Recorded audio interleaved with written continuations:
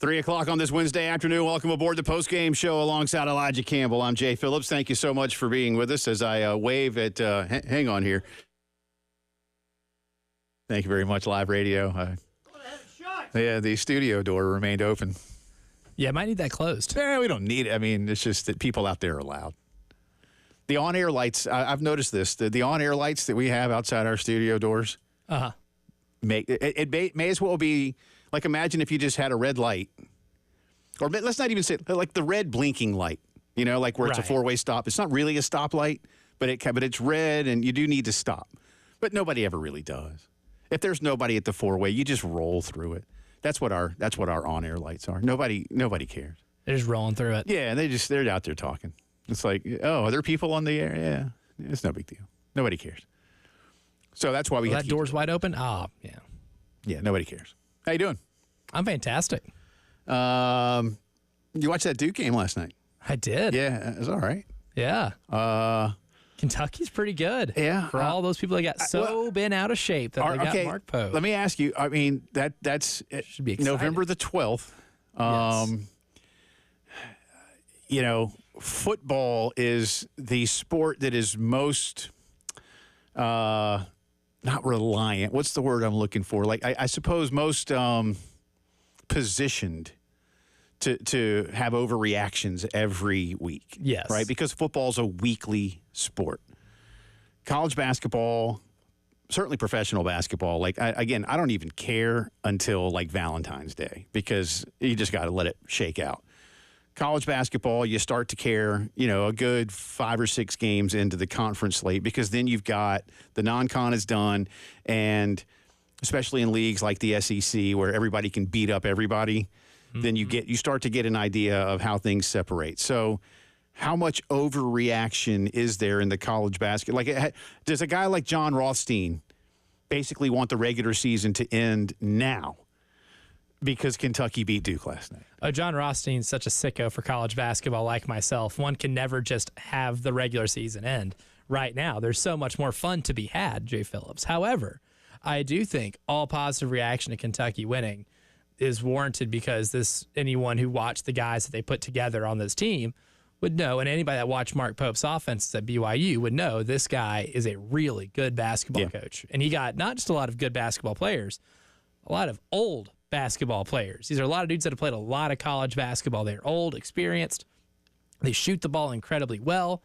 They run a modern offense. It's everything John Calipari didn't do as a coach strategically that this guy does. And they might not be the most talented group, but they're incredibly well coached, and they're going to scare everyone in the SEC they play. Well, what I'd like to see, in all seriousness, for Kentucky basketball, and we mentioned this a lot the last couple of seasons, really, but you and I especially as we've been working together, is, listen, there's no one's going to doubt John Calipari's ability to recruit and in some ways to develop. But it constantly seems like John Calipari's number one pitch to everybody, not just in the living room of prospective players, to everybody. Look at the current number of guys that played for me in the NBA and how much they're making. That's it. That's the pitch. And Kentucky fans, I don't want to say they don't care about that. But you know how I say sometimes there's like 10 things that matter in college football and 7 of them are recruiting? At Kentucky, there's like 10 things that matter in basketball and 7 of them are winning. Yeah. They don't care who with. Yeah. And then who are you recruiting? How they doing at the next level? You know, and actually, so there's 8 things that matter that are winning. And Calipari never seemed to really grasp that. And as you and I talked about, you know, I mean, Shepard being an outlier, not wanting to go get that kid, whoever that kid is at the time, that just would stand in front of a speeding bullet train in Japan to play for Kentucky. Yeah. And to help win for Kentucky. And Calipari is like, is he from Chicago? And is he going to make $10 million a year, $20 million a year, $50 million a year? No? Okay. Well, I don't want him. I just didn't want him. You know, so anyway, we'll get into some of the national stuff. Obviously, the CFP rankings are out. The coordinators have spoken. Elijah's been delving deeply into that. Our buddy Jack Veltri will join us about halfway through the show. He was down at the press conferences. He and Elijah both at the basketball game last night. That was, for South Carolina last night, a nice win. And where your level of expertise comes in, and if you haven't ever seen Elijah's bio on his Twitter page, mid-major enthusiast does not do him justice. The Towson Tigers in the preseason, for whatever it may be worth, picked to win the Colonial, which is a good basketball conference. I don't know what kind of win that was last night. I do know, for instance, North Florida, who had just beaten Georgia Tech after beating South Carolina, did lose to Georgia last night.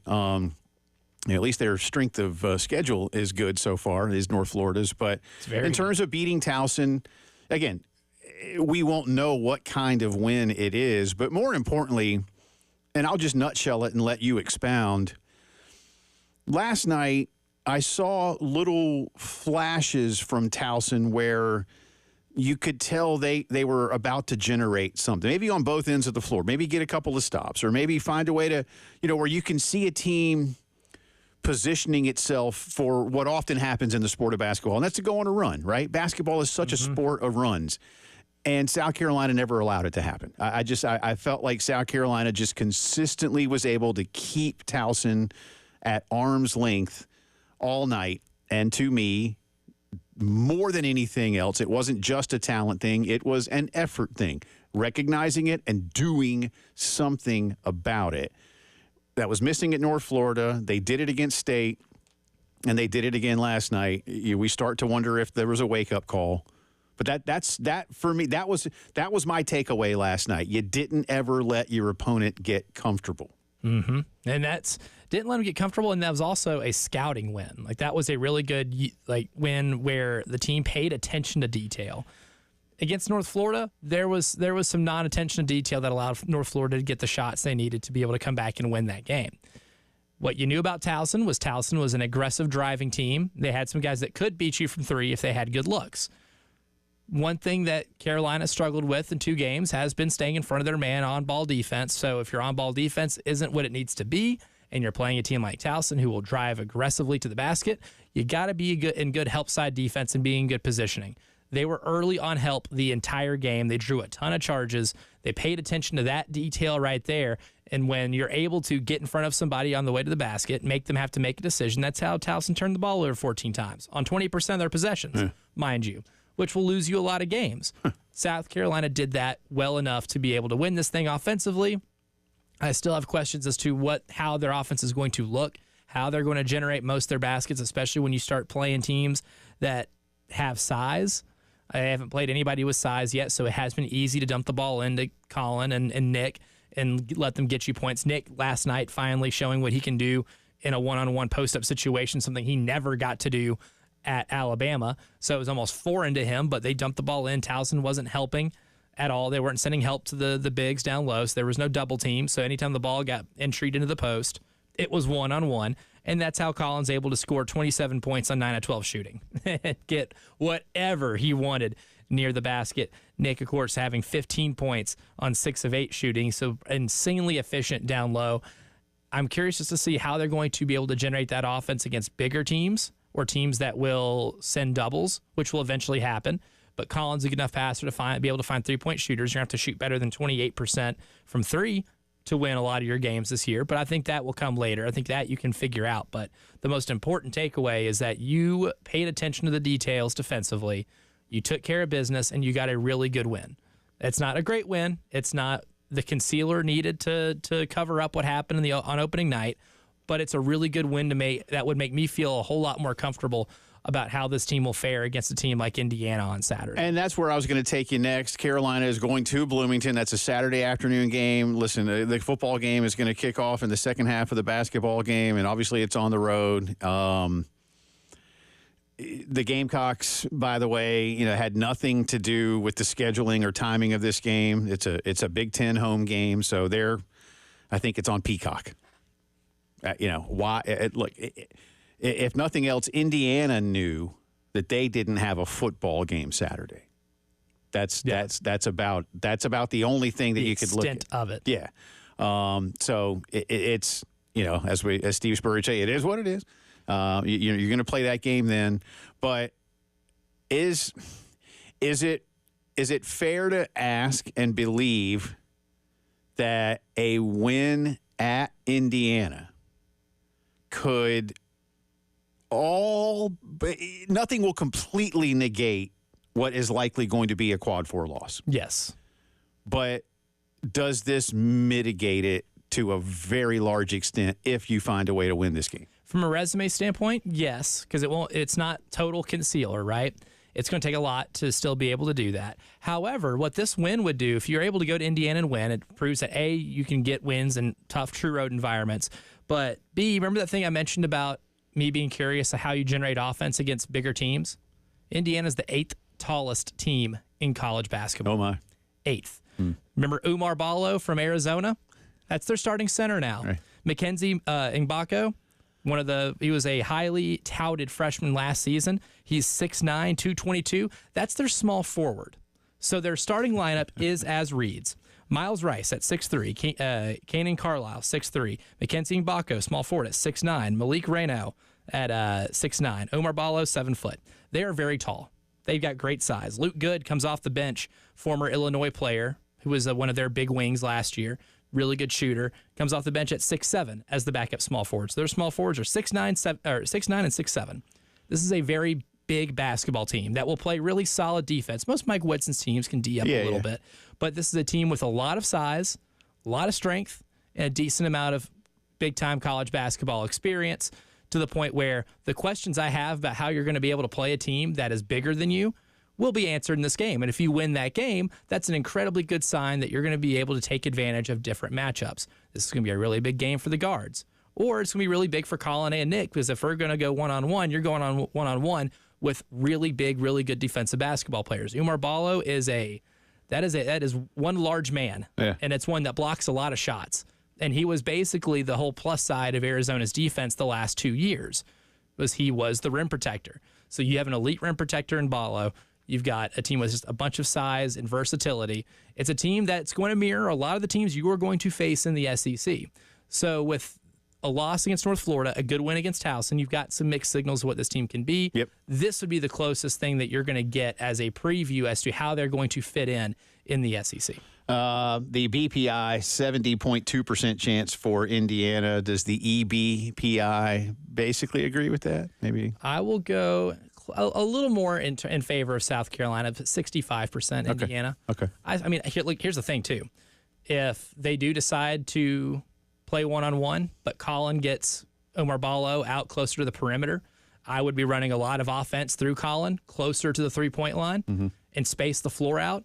And if they want to go one-on-one, get that big man out with Colin who can handle the ball a little bit and has a little bit more size and quickness on the perimeter, and then make them get out of rotation, get 2 on the ball, and then spray it around the perimeter, and then just knock down shots. You're going to need Jacoby Wright to knock down shots. You're going to need Cam to play well enough. Jacoby had a good game last night. He's played really well the last couple of games. Yeah. He's taken over the role as your primary ball handler and offensive distributor. Right. Because you're going to need guards in this league who can put the ball on the floor and facilitate an offense. Well, maybe Indiana will just go, wait, there's a South Carolina? Didn't know that. And just kind of play like that and see what happens? Oh, I thought Colin Murray Boyles was 2 people. It was 3 names. I thought it was 2 people. Whoops. 803-404-6100 to be part of the program. Come back on the other side. We'll keep getting ready for the Gamecocks and the Missouri Tigers Saturday afternoon, 4:15. Got some sound from a lot of coaches, even a little bit from Eli Drinkwitz, who I was mentioning at the end of the halftime show. He seems to have it in for South Carolina. Why? That's one of the questions. But we'll get into that and more for you as the post-game show rolls on.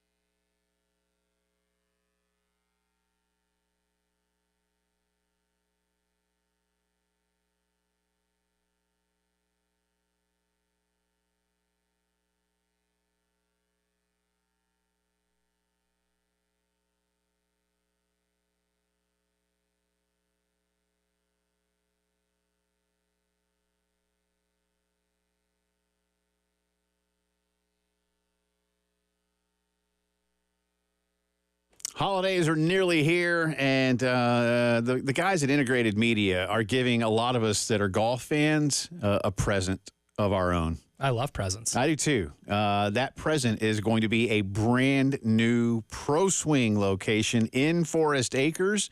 If you have been to Pro Swing next to Integrated Media World Headquarters out in Chapin, then you know how much fun it is. The Golf Zone simulators have over 200 courses. They have lifelike greens and fairways, automatic tee system. You can play around the golf in about an hour, and you can swing away, man. And it's cool. It's a lot of fun. Now this one's going to be about 4 times bigger, and it's going to be right here in town. It's going to be cool. It's going to be really, really cool. So more details coming over the next couple of weeks. And for all your home theater needs, of course, Integrated Media are ready to help you out. 803-948-8327. Brighten up football in the holidays with Integrated Media and Pro Swing.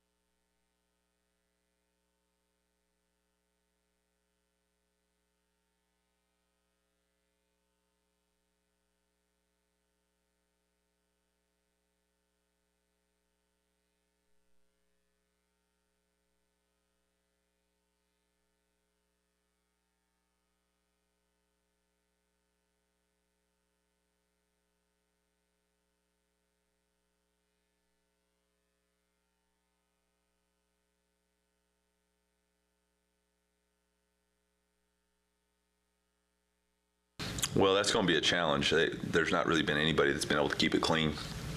And so, you know, and obviously breaking in a new center too. But that'll be I think more than keeping the pocket clean, it's going to be about for us being able to find a rhythm running the football better than we were in the first half last week. Okay. That's Eli Drinkwitz on facing South Carolina's defensive line, especially the pass rush. Welcome back in. Jay and Elijah with you. Mizzou, a 12-point underdog. Gamecocks have about a 70% chance, according to the FPI, to win this game. These teams ranked in the new CFP poll. Obviously, South Carolina entering the poll ahead of Missouri, who was ranked last week, but South Carolina was not. Yours truly threw out on Twitter. And I just realized, by the way, my apologies to all, not that y'all care that much. I forgot to put out a coming up tweet today. How does anyone know what's going to happen? I don't know. We're going to talk a lot of football. How's that? Coming up, football. Yes. But I asked, just for yucks, which Tigers fan base is more hacked off by the Gamecocks college football playoff ranking? Two choices, Clemson or Missouri.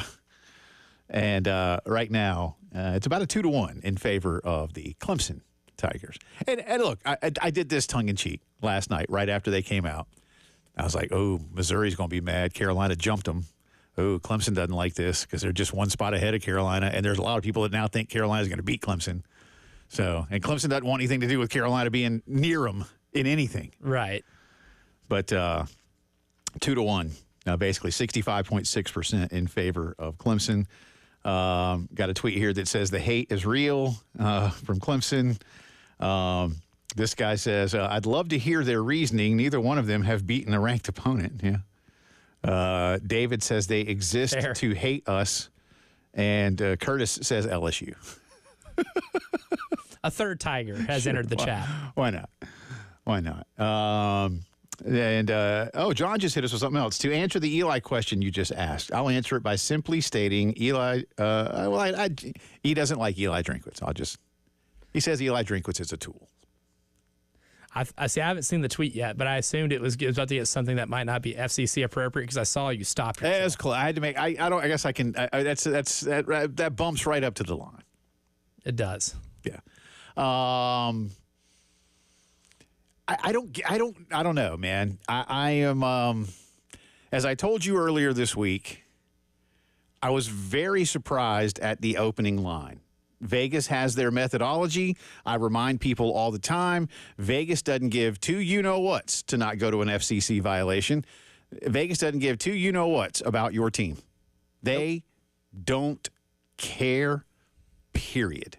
So when fans, will say, oh, that's just disrespectful, I'm like, well, I don't know who you take it up with because I assure you. Take it up with a computer, basically. Yeah, I mean, Vegas, the bookmakers could not care less. There's never been a spread made where the bookmaker in question said, I'm doing this out of spite. Or I'm doing this just to diss that particular school or pro team or whatever, right? But I do think Eli can use that.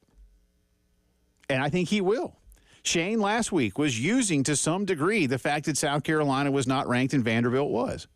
We heard it multiple times. And then Shane said it in you were there post-game. Mm-hmm. Hey, keep keeping us out of the poll. I don't care. I'm good. Like, we're good with that. Winning cures all, and you eventually get ranked, and that's where South Carolina is right now. But, how much of that becomes a motivational factor this week for Missouri will be interesting. What Shane does to motivate his guys to say, how are these guys still beating you? I think will be interesting. Has to be. But in that clip we played for Eli just now, what we're going to have to do, he said, is find ways to be more effective running the football. And I assure you, they're already scheming those things up. What can they do in terms of misdirection, disguises, whatever it might be? But his number one thing will be to quickly and continuously, in my opinion, on both sides, throw Carolina off balance, whatever that might look like. Mm-hmm. Make them tip over. If they stand up straight and they're coming right at you on both sides, Missouri doesn't have a chance. Doesn't have a chance. But he's a good coach, despite what we think of him. He is a good football coach, and I do think he's had this one circled far longer than since Sunday morning. Oh yeah. Well, I think what we're going to see is just a whole lot of quick screen passes. He mentioned the running game, and not trying to say he's being deceptive here, but Right. I think he is just going to throw a lot of screen passes because I don't think he feels confident in his team's ability to run against South Carolina, nor should he. I don't know what example he has that this team's going to run the ball well enough to be able to consistently move the ball up and down the field against this defense. That was kind of Vanderbilt's MO, was to do it to force third and shorts, as they do every game, Right. and their average third down distance was over 9 yards. And then they had to throw the ball. And I know pretty damn well he's not going to want poor Drew Pine back there dropping back to pass against this pass rush because he will get eaten. Like Dylan Stewart and Kyle Kennard might consume him, and we might not have no more Drew Pine anymore because he is. You don't want him with his height disadvantage, and having to throw the ball downfield against this defense, especially with a banged up offensive line. You do not want that. That would spell absolute danger for him. So, I mean, whatever close thing a West Coast offense you can possibly conjure up in your head, I think is what you'll see on Saturday. Give me cut 17 here. This flips over to the other side of the ball, and a lot of mobile quarterbacks have already faced off against Missouri. They're going to see another one in Lenora Sellers. Here's how Eli looks at him. Yeah, I think that's a growing trend in college football. It's a little bit easier to get your offense going with a mobile quarterback. It doesn't require as much timing or chemistry with the wideouts. And so I think as the transfer portal and player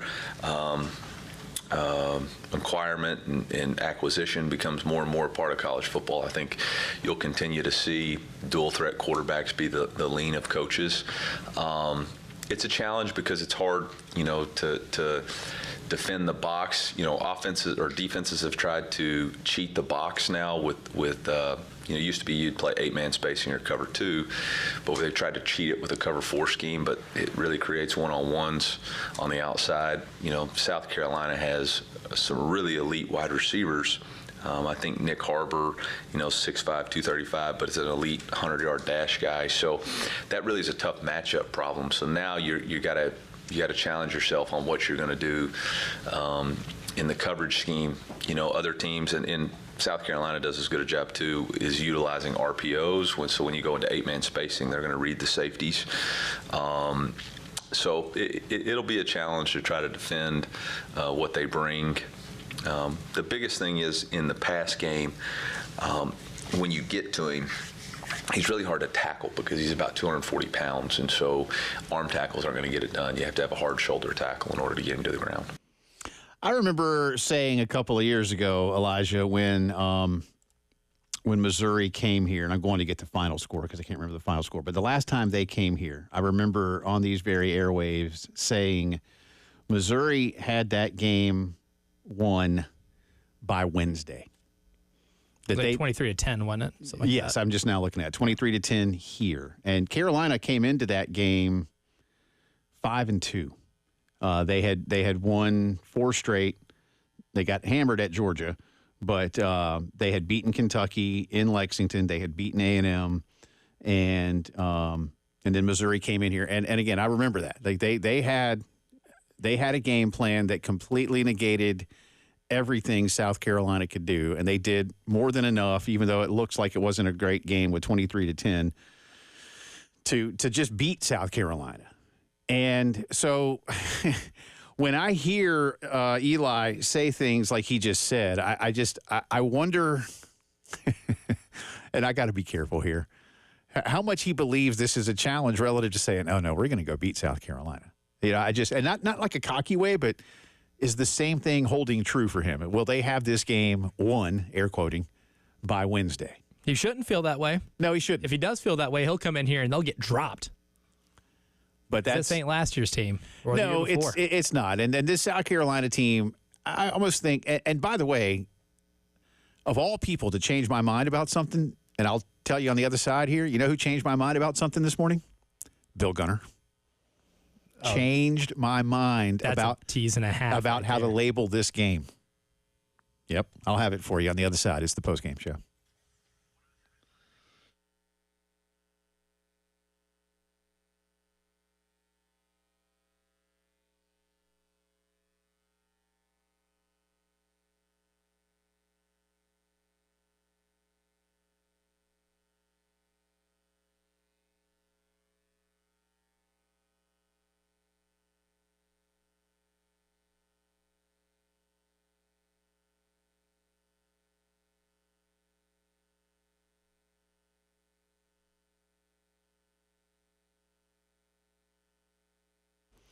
Love talking about our good friend Ben Cato, Matt Stedman, Ben's cousin Andrew, all running things at Cato's Power Equipment, family-owned since 1983, and they are really excited about their Black Friday sale. Ben assures me, and that means he can assure you, that it will be more popular than any Black Friday sale they've ever had. It's going to be a 2-week sale, starts on the 18th, runs through the 29th. Now, they'll be closed on Thanksgiving Day, obviously.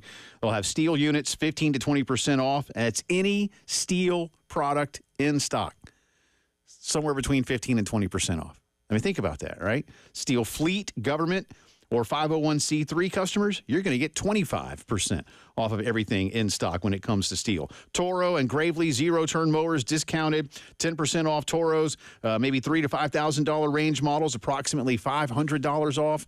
Big savings. Check them out online. Learn more, catospowerequipment.com.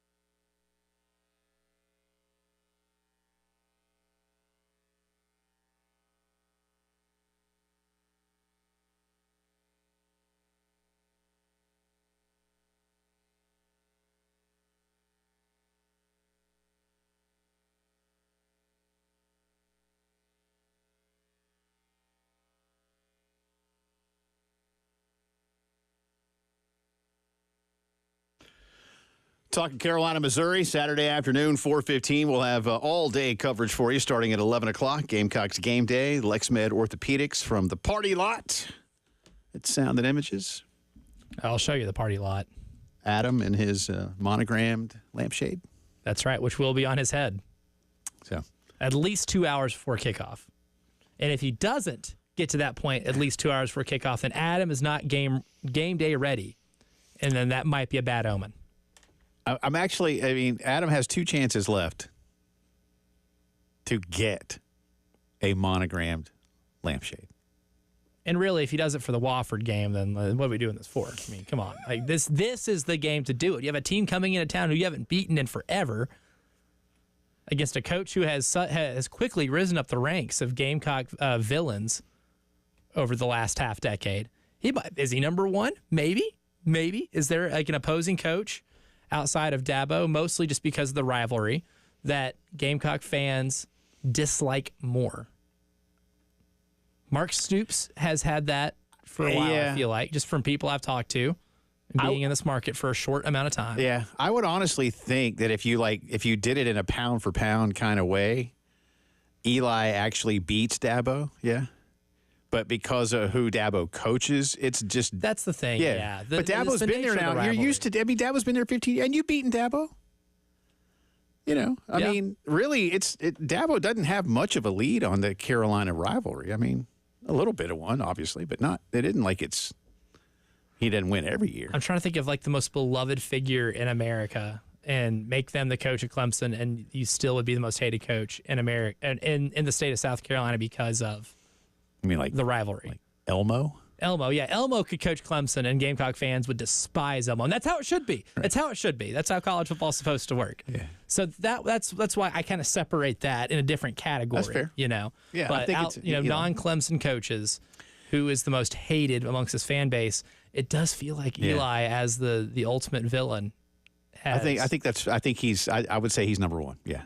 I will tell you, if you were asking me to pick one, it's him. It's him. Yeah, it is. Before we get to Keith on the phone line, 803-404-6100, Bill Gunner and I are doing our Gamecocks Plus Cocktail Hour TV show this morning. Check it out on Gamecocks Plus. Great stuff on there. And earlier in the week, I guess yesterday with Ryan Brewer, we said, well, Carolina, Missouri's not a must-win game. It's just you really, really, really, really, really, really, really, really, really better win game. You ought to. Yeah. But not must win. Because it's not like an elimination game or a play. And then Bill Gunner said, but wait. There's more. Billy Mays here. If South Carolina were to at least win out, they put themselves in the conversation, likely on the outside looking in, for any spot in the college football playoff. But the fact that as we speak, there's a 14% chance that a 9-3 South Carolina could make it, gives you a chance. Therefore, Elijah Campbell, with the wisdom of the great Bill Gunner, and you never thought you'd hear that, this is a must-win game. A playoff elimination game. So, guess what?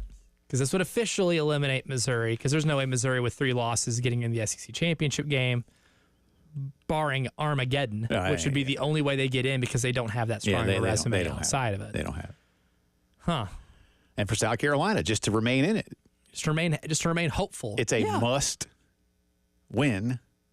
game. I'm absolutely baffled that they even have a 14% chance. Just saying, there's a chance. So, as much as it hurts my heart to have to admit what you just admitted, Bill Gunter, that guy, changed my mind this morning and basically proved why this is now a must-win game. So I'm running with it, man. I'm like Forrest Gump down the driveway. It would just be a total punch to the gut to lose it based off what you have built over the last 3 or 4 weeks. Yes. Because you're better than this team. Yes. I think anybody who's watched these two teams play football over the course of the last 4 weeks understands that South Carolina is better than Missouri. Yes. Look what you've made a great point. Their 2 conference losses are to teams that South Carolina has also played. Mm-hmm. Now, they're 0-2. South Carolina's 1-1. South Carolina lost to Alabama by 2 points in Tuscaloosa. Missouri lost by 34 points in Tuscaloosa. South Carolina beat Texas A&M by 24 points. Missouri lost to A&M by 31 points. Yeah, they lost to A&M and Alabama by a combined, 70?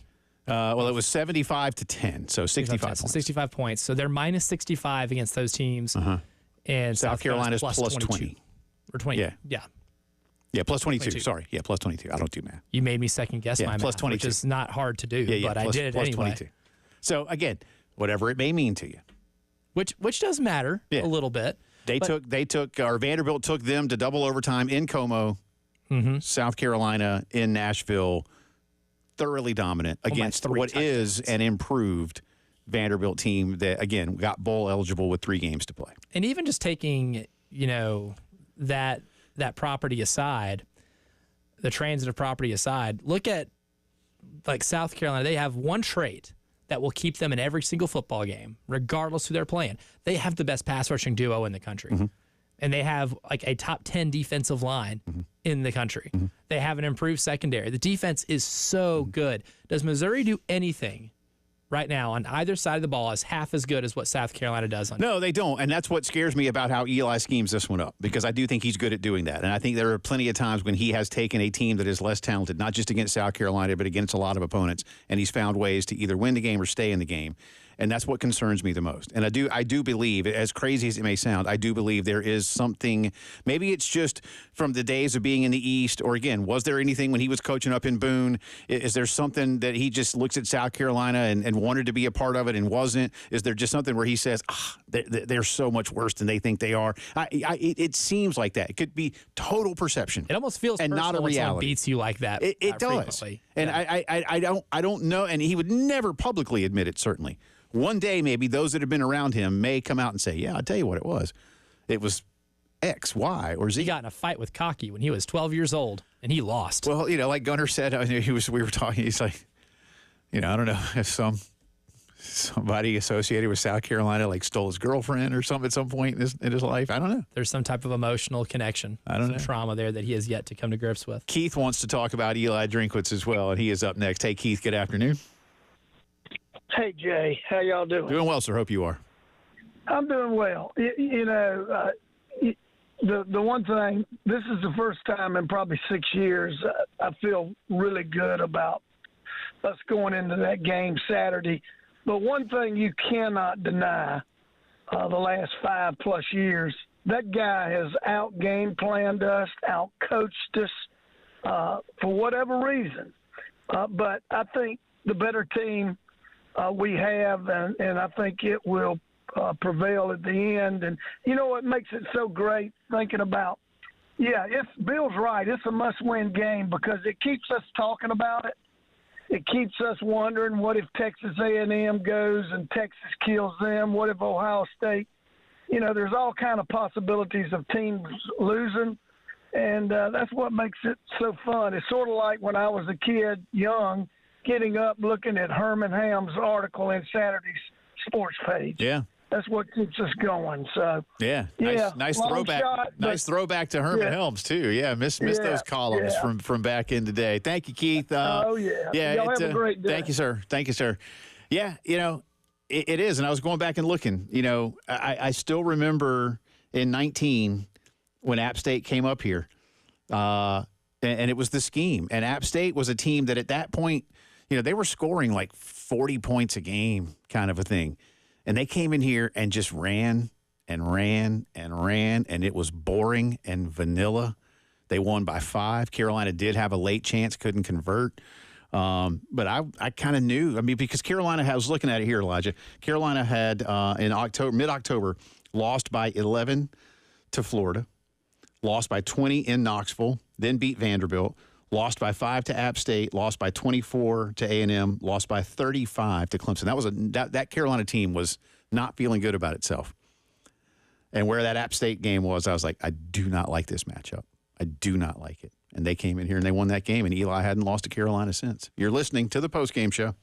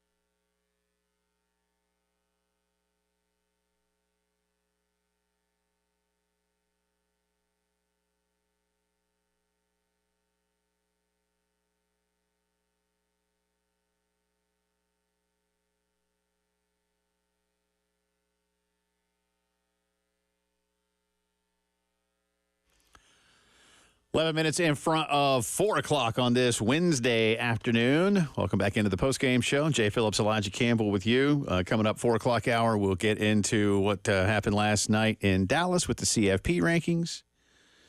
Georgia tumbling.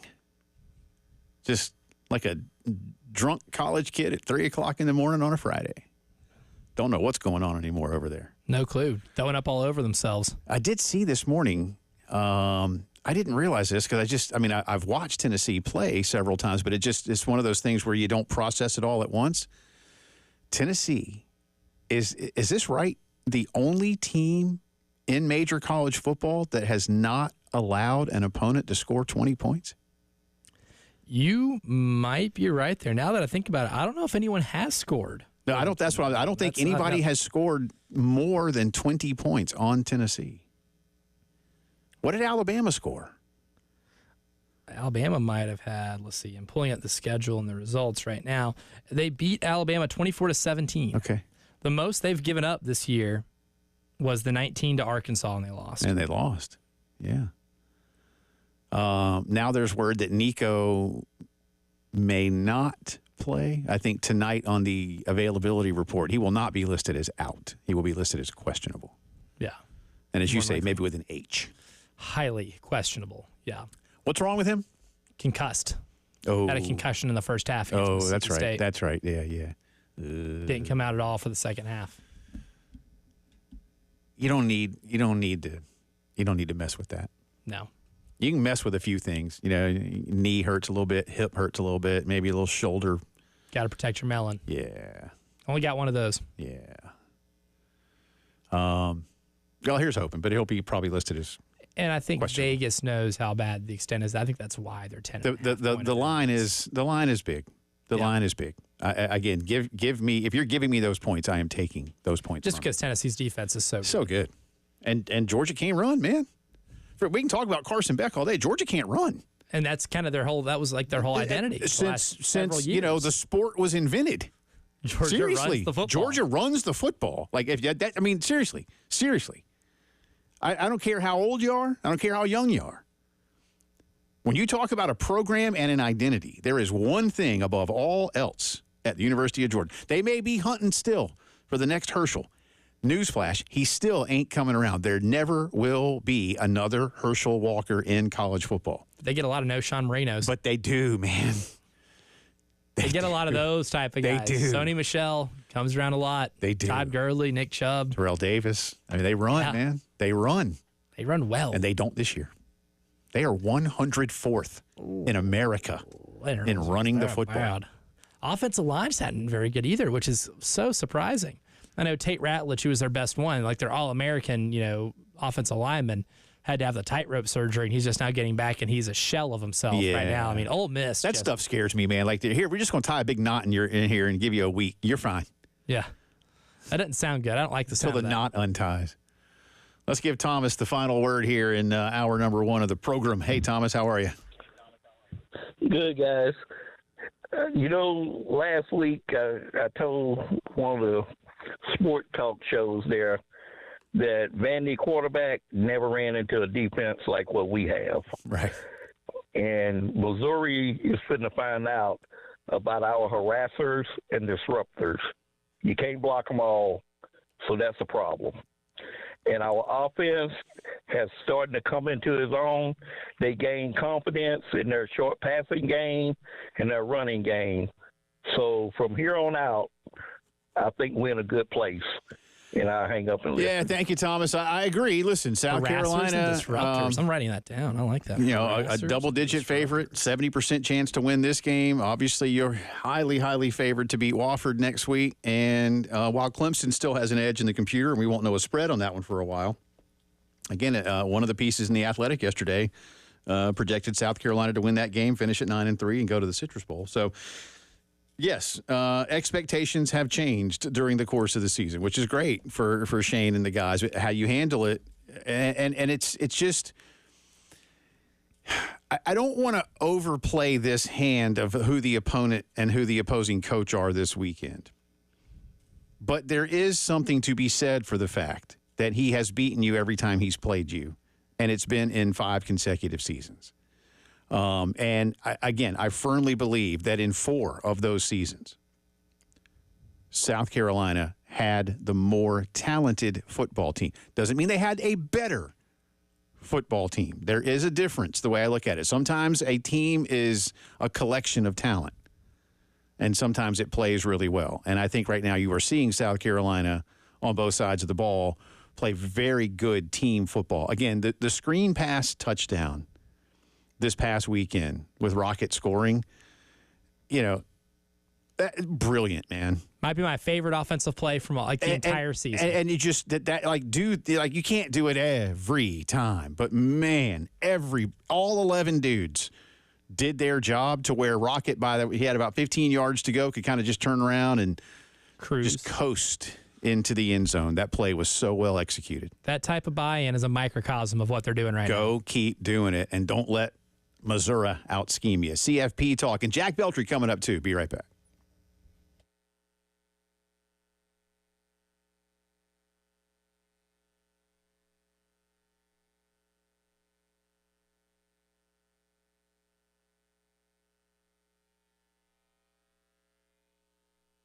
Let me say about our good friends at Palmetto Citizens Federal Credit Union. As the holidays are getting nearer and nearer, you will be inviting a lot of folks into the house, family, friends, maybe having a big holiday party, but you may look around and go, oh, this kitchen is no longer able to handle a whole bunch of food. Or, man, that guest bathroom looks like, my grandma's house from the 1970s. Then it's time for you to call Palmetto Citizens Federal Credit Union and take advantage of the equity in your home. A home equity line of credit is something that you can tap into over a 10-year draw period. Get that kitchen fixed up now. Take care of that bathroom a little bit later. Maybe the kids need another bathroom. The kids need a playroom. You need a spot to get away from the kids.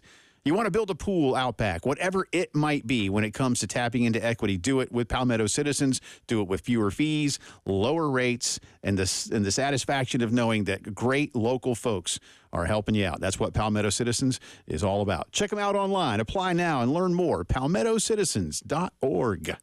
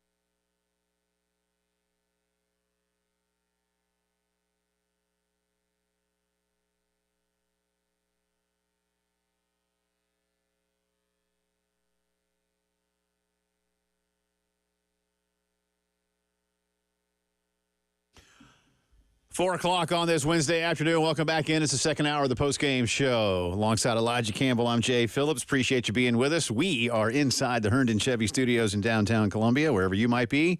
Thank you for choosing to spend some of your afternoon with us. Jack Veltri will spend some of his afternoon with us coming up around 4:30.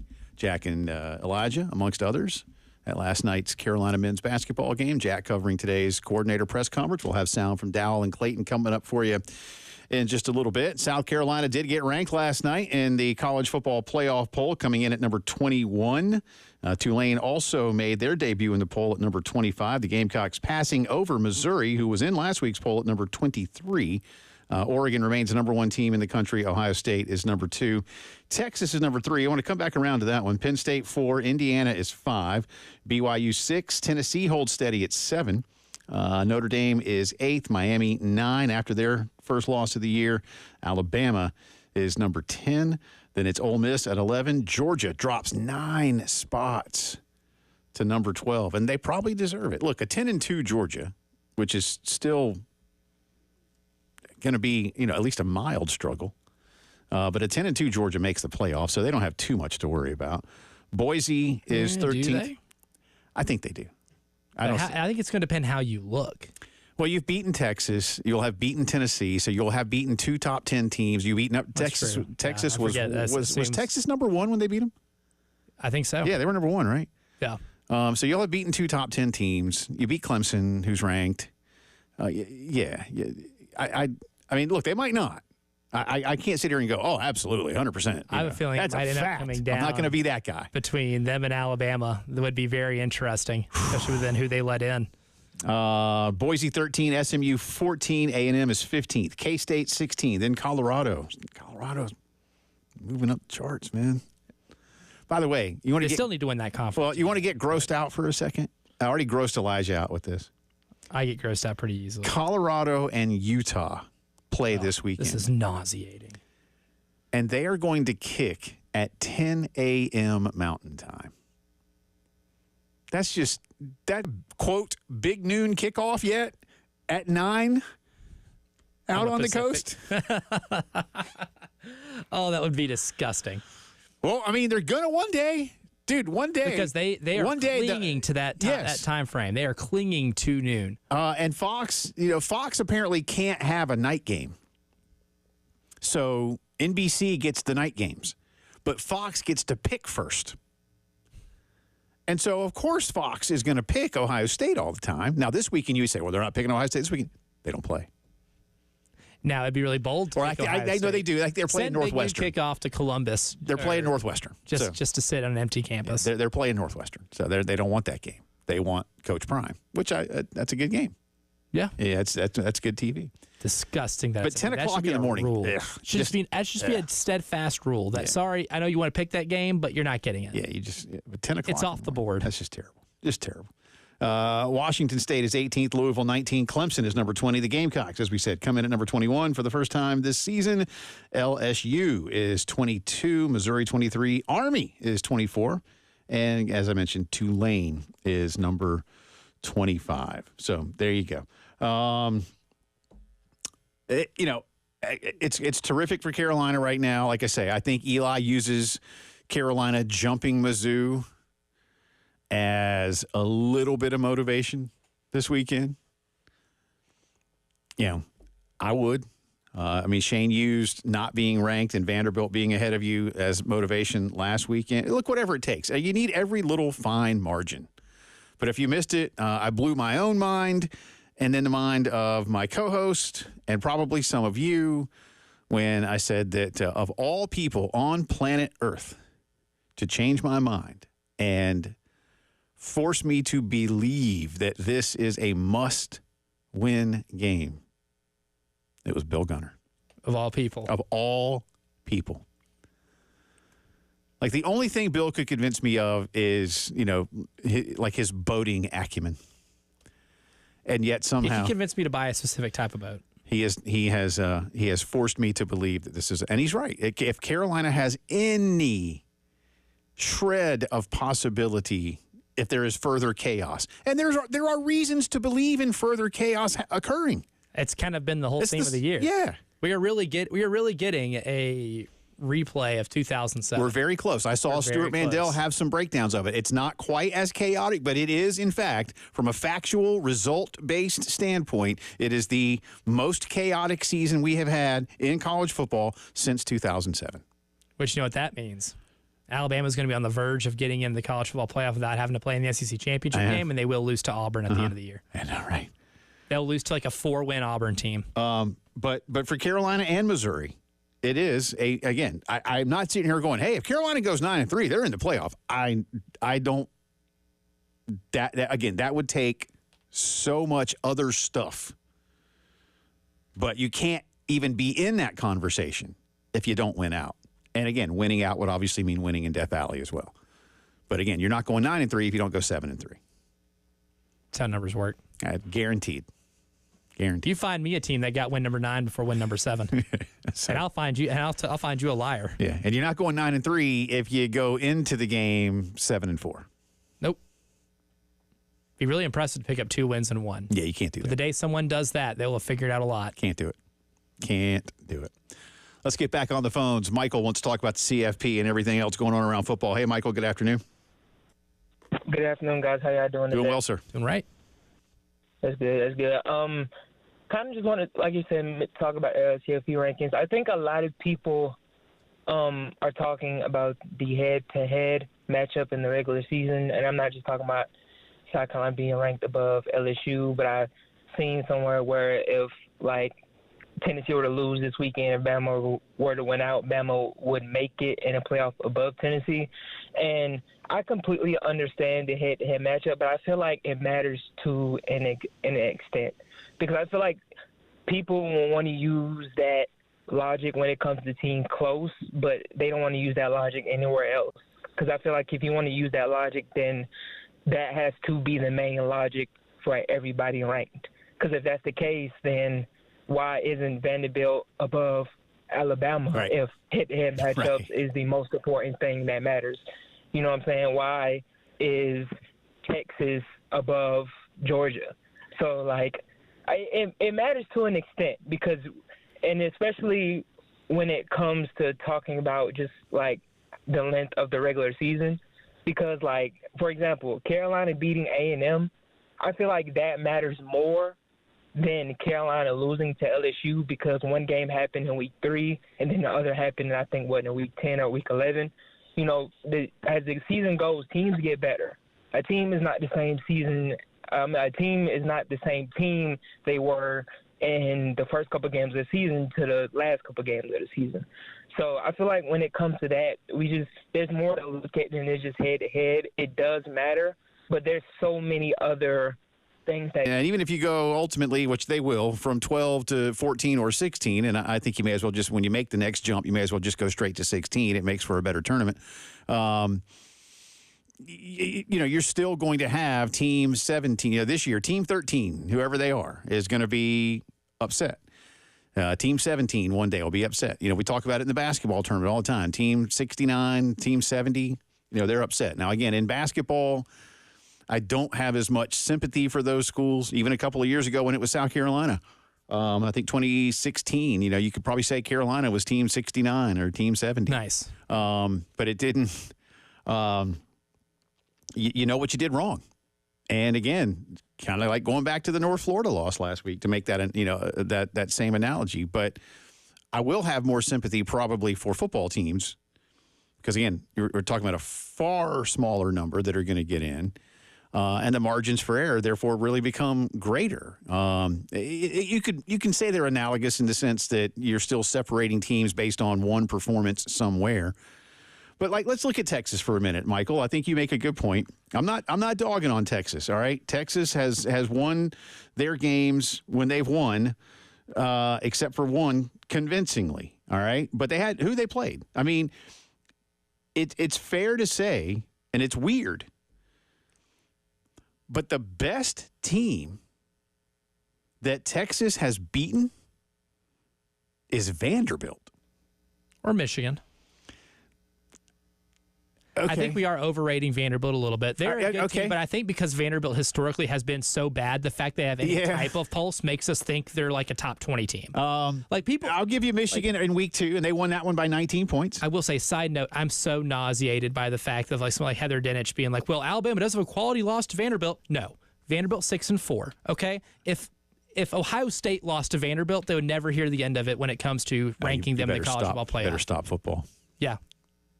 Like that would be, if Indiana lost to Vanderbilt, that would not be a quality loss to Indiana. But for some reason it is for Alabama because Vanderbilt has some type of pulse this year. Yeah. Come on. Okay. Let's go with your logic. Yeah. Let's go with your logic, and I'll give you that. Now I'm not going to look at the number 10 next to Michigan's name. Yeah. Because Michigan's nowhere to be found in the current ranking. Nope. That should not matter. You're correct. So when they were 10th when they beat them. Again. At the end of a season, they ought to go back in, whoever they are, and put numbers next to schools for where they finished the season. That is who you beat. Yes. Or lost to, as it were. Whatever it currently That's who you played, right? Yes. That's who you competed against. When Georgia came to town and Texas was number 1 in the country, they lost. Oklahoma's not very good. They beat them badly. I know that's a big game to them. They beat Mississippi State by 22 points. They beat Florida 49-17. They are heavy favorites against Arkansas. And again, I'm not dogging on Texas. I think Sark's doing a good job. They've got a good team. There's no doubt they got a good team. But in the most important game they played, they were handled in their building. Yep. I mean, absolutely handled. Now, where's that Georgia team on a regular basis? I don't know. Their opponents the opponents they've beaten have not done them any favors. Georgia does have that win, so there's that part of it too. And head to head, Michael, to the point you made, it does matter. Last year it mattered so much against Georgia, and we've made that point a lot. Like you're really telling me that one, and Michael brought it up there. Sometimes when you lose, it's Georgia too. So how much it's going to matter this year? I don't know, man. It's got to matter somewhere. It has to matter. Somewhere, but will it be applied evenly, equally? I doubt it, because you really can't either. That's the thing. Unless we're going to do what European soccer teams do, where everybody plays everybody home and away. Yeah. Impossible to do that. Then there's just, this is going to be part. And look, the NFL has the same thing. Standings. At least in the NBA and Major League Baseball, everybody does play everybody, not always home and away and not evenly, but at least there's some sense of a sample size. So the good news is we got a couple weeks of regular season and championship games to go. So I still believe Chaos will be the real national champion in 2024. More of your phone calls and more discussion of the CFP. Jack Veltri talking more Gamecocks coming up, too. It's the Postgame Show.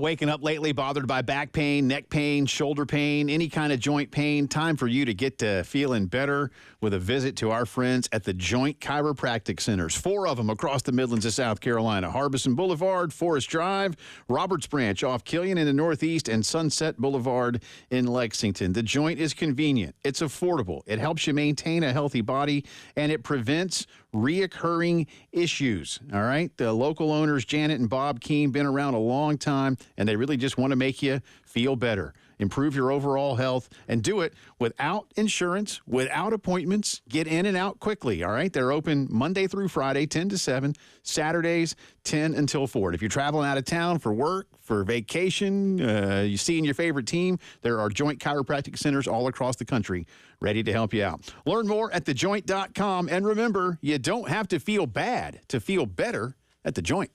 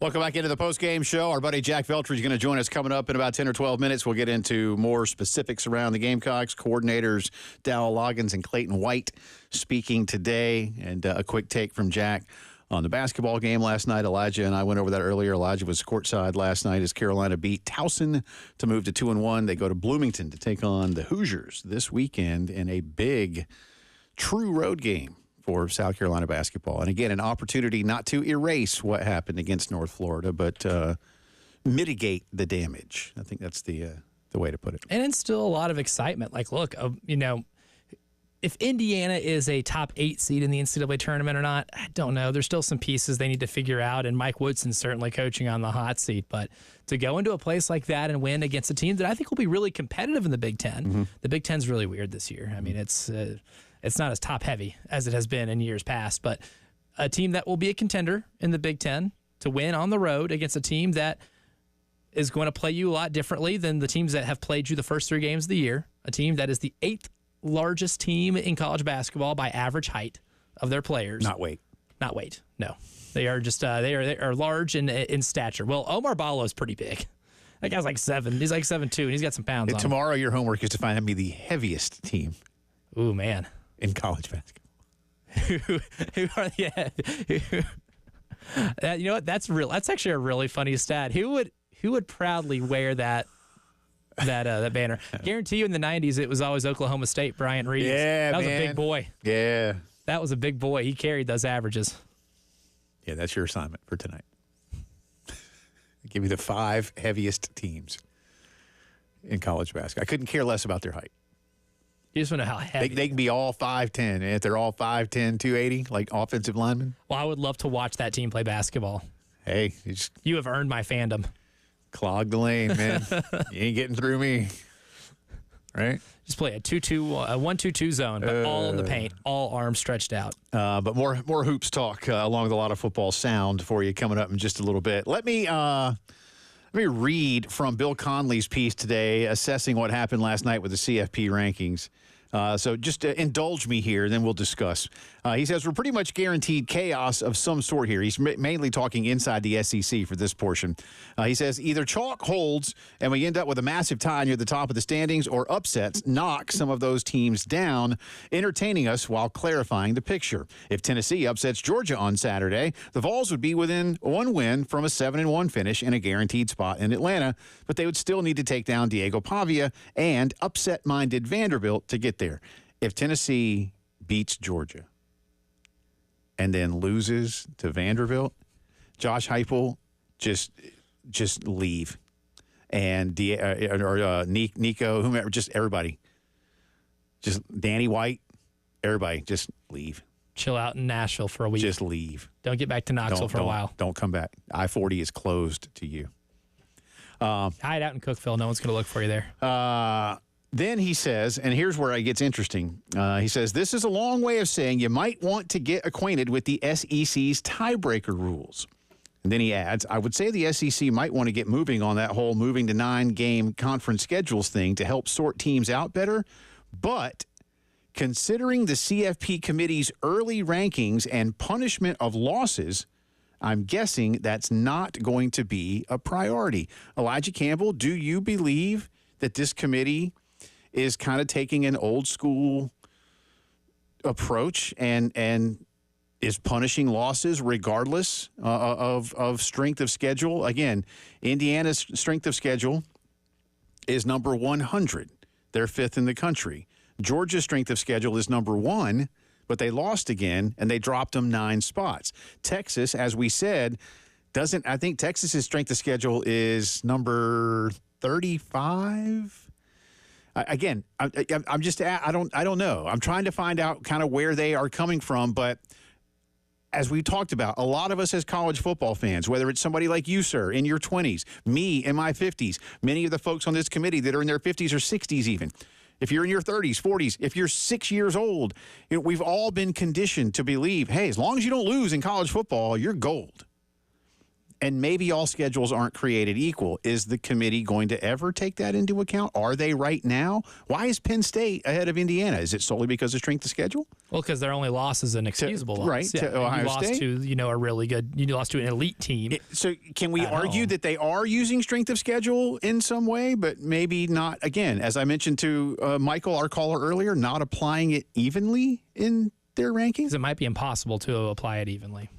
Especially, and you can't use conferences anymore. You can't say, well, they did this in the SEC when you might not play the toughest teams like Missouri. Let's say Missouri, upsets South Carolina and they win the rest of their games. They're 10-2. They get in the SEC championship game, but their best win would be at South Carolina, whom after a loss to Missouri would be outside the college football playoff, top 25. Right. Would you really consider that a resume worth leapfrogging someone like Georgia, who at least has that win at Texas? You can't. Yeah. You really can't. Now, not all schedules are the same. Not all conference schedules are the same, too, because we've bloated them to the point of completely throwing away everything that we've used to use to measure these teams up against each other. You can't just say this team's from this conference, they play this conference schedule, so it's automatically going to be tougher than somebody else. Let's do this real quick because you just raised a great point. All right. I know there's 9 SEC schools ranked by the committee last night. Big Ten has 4, and they're all in the top 5. Am I correct about that? Penn State, Ohio State, Oregon, Ohio State. Yeah. Penn State, Oregon, Ohio State. Indiana. I forget. All right, so that's the only 4, but they're all in the top 5. All right, now, let's just take those 2 conferences for a second. The Big Ten would have 1 fewer, so they'd have 3, and the SEC would have 1 fewer because of Texas. So if this were last year's conferences, Oregon would be a Pac-12 team. Texas would be a Big 12 team. And then they would get automatic spots if they were to win their conferences. Yes. BYU is a Big 12. So Big 12 has... BYU wouldn't be in the picture. No, they'd be an independent. But BYU, who else from their conference? K-State is ranked. Colorado is ranked. That's it. So 3 Big 12s. That would be, from last year, that'd be 1. But even then, Colorado wouldn't even be in the Big 12. They'd still be in the Pac-12. That's what I'm saying. Yeah. If the Big 12 were last year, yeah. Pac-12 would be looking a little bit better with Colorado, Washington State, and Oregon. Boise's in the Mountain West, right? Notre Dame's an independent. ACC, you got Clemson, Louisville, Miami, SMU, so 1 more ACC school in there. And look, SMU being in the ACC is completely, like single-handedly has given them a playoff spot because they would not even be considered for this if they still played in the AAC, even if they did have the results they had. Correct. Even if they were still beating ACC teams non-conference, they wouldn't get that credit. So the fact that they are even in the ACC right now is the sole reason that they have a chance at being in the playoff. SMU's 1 blemish is a home loss to, wait for it, BYU. So, I'm not really saying it's vastly different or whatever we're trying to, I'm just curious is trying to do this again, just when Elijah mentioned that, I'm just kind of on the fly here trying to go back and we'll maybe mark this down a little more officially in terms of what it might look like conference makeup wise this year. Because you're right, they're so bloated, as you said. Mm-hmm. And yet, how do you look at the strength, and again, however, strength of record matters to these folks. But they themselves have put 9 Southeastern Conference schools in here. That's, just under 40% of the total poll is from the Southeastern Conference. And yet it's very top heavy with the Big Ten. But number 5 team in America has the number 100 strength of schedule and still has Ohio State to play. That's the big thing, too. They still have Ohio State to play. So if Indiana is as weak as people complaining about them being in the top 5 are, if they're as weak as they say they are, you should have no problem with what happens when they play. And that's, with all due respect to Kurt Signetti, I think Ohio State is going to beat the you-know-what out of Indiana next weekend. Yeah, I kind of have that same feeling. As fun as the story as it is. Yeah, that's really not. It's not about Indiana as much as it's about Ohio State. They're really good. Yeah. Jack Veltri on the other side of the break. Back into some Gamecock talk ahead of the Missouri game. A little hoops as well. The Gamecock beat writer for Gamecock Central joins us. You're listening to the Postgame Show.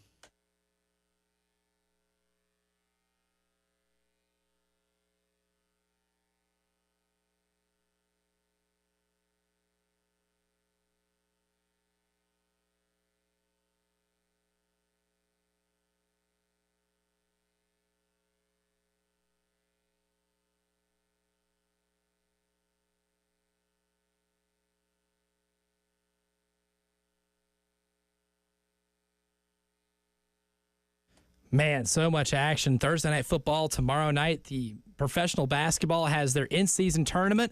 So the players are taking it a little more seriously. Games getting a little more physical, which means this is the best time to go all in. My friends over at Prize Picks and get in on the action, especially in pro basketball right now. It's pretty simple. Just download the app and pick more or less on at least 2 players for a shot to win up to 100 times your cash. It's pretty easy. Jalen Brunson's been awesome for me. And then in football, Jalen Hurts. A lot of Jalen's that I'm all in on this year. Jalen Hurts this past Sunday on more than 1.5 rushing touchdowns. Money. Absolutely money every single time. You can do the same. Just download the app, use promo code 1075GAME, and get $50 instantly after you play your first $5 lineup. Then you are unlocked to all types of cool features, like injury insurance. That came in clutch for me last night. And Flex Play, and so much more that Prize Picks offers that no other app does. Prize Picks, run your game.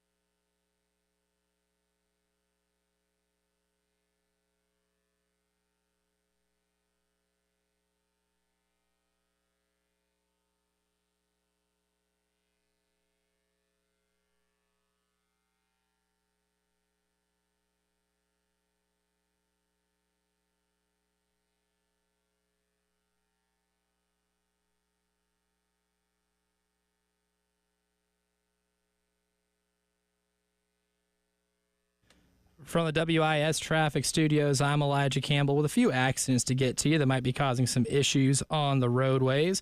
Starting off with one in Lexington County, an accident on Highway 1 at Augusta Road at I-20, one on Killian Road near I-77, one on Pisgah Church Road at US 1, one on Rawl Road at South Carolina 204, and lastly, one on US 176 at Broad River Road near Beatty Road.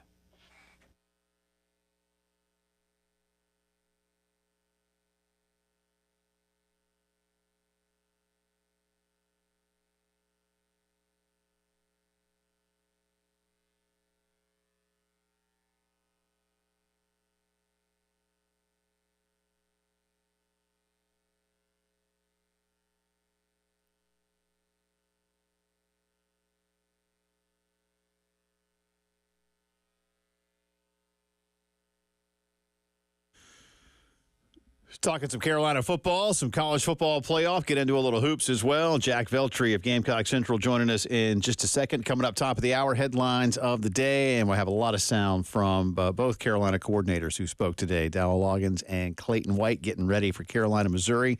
Had a couple of cuts earlier from Eli Drinkwitz as well. And we have a poll question. Just had some fun with this last night, so don't take it too seriously, all right?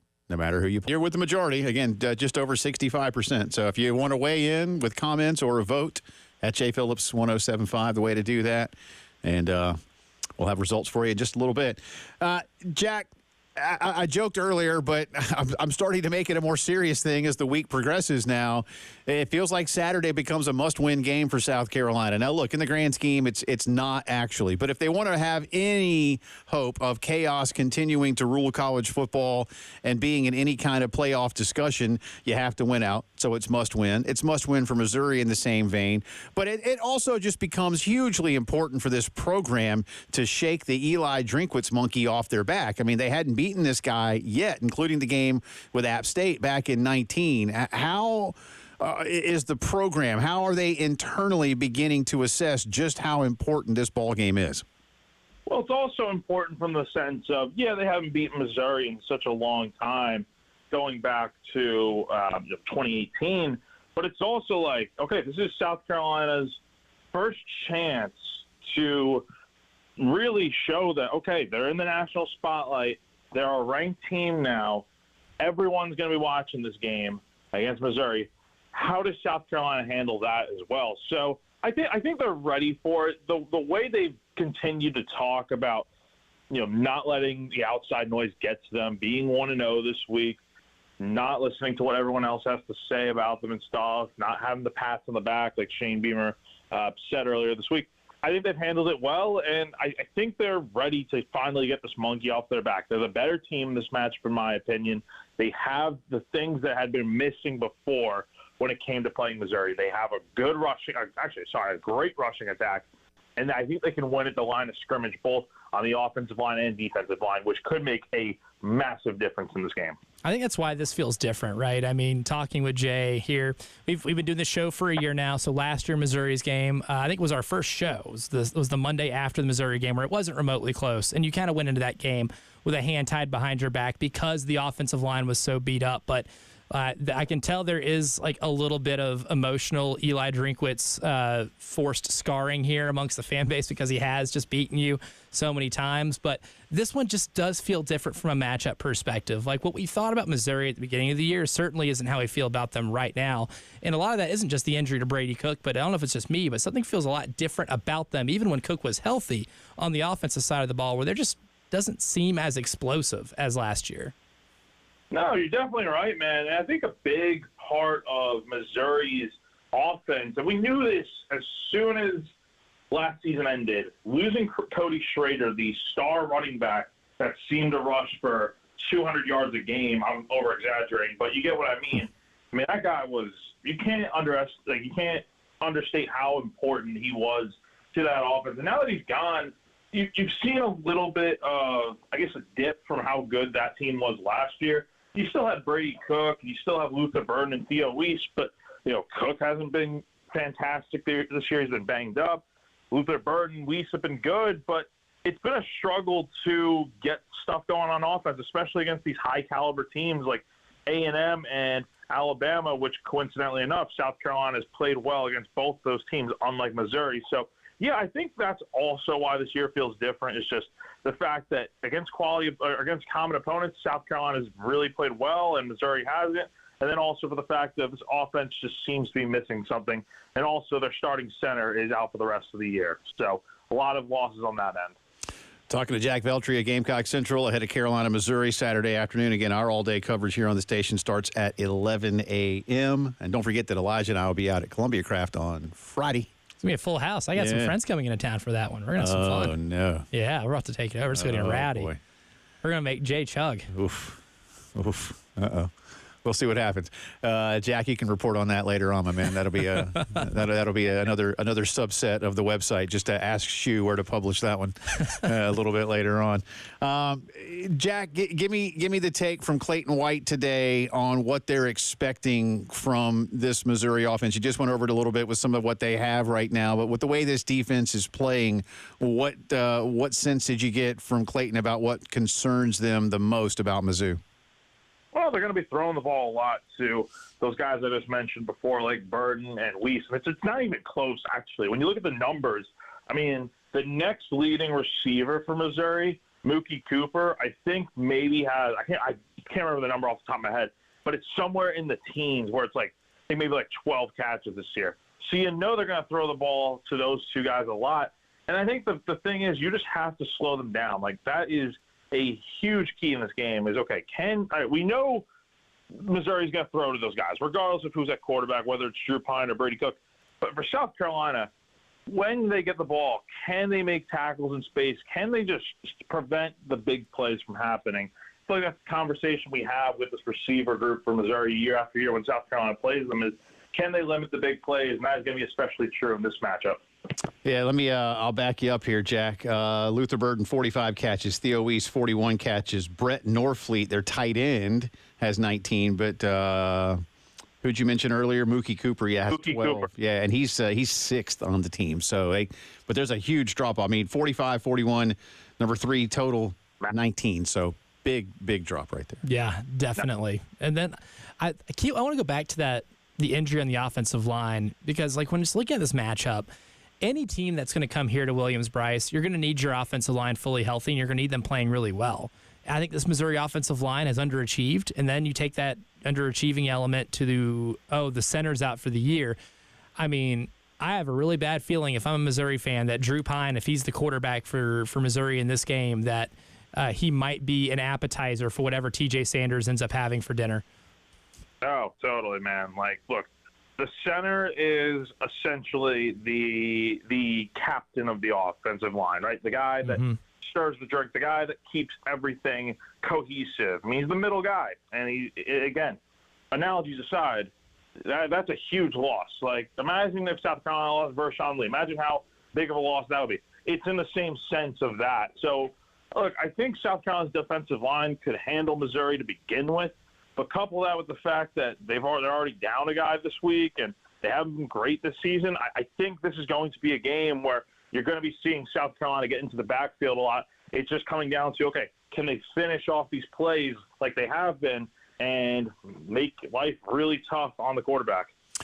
Jack, last thing for you. Got just over a minute left. Basketball last night, a very comfortable win, but a win where South Carolina really seemed to assert itself throughout the ball game on both ends of the floor.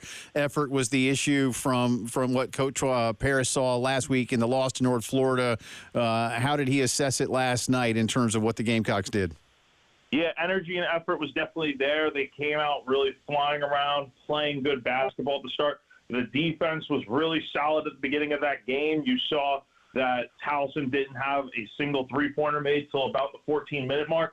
And the key with that was they needed to go ahead and they knew Towson had good shooters, but they had to make their shots really tough to where they're pressuring them and stuff and forcing some misses. So that's exactly what we saw last night.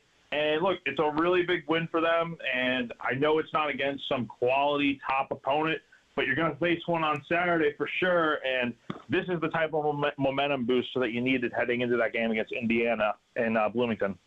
Winner staff picks, I'm not late yet, am I? Staff picks are due Friday at 10 a.m. Oh, good. So Okay. if you haven't gotten them in, and for anyone listening and you're doing staff picks with us, get them in. All right, there you go.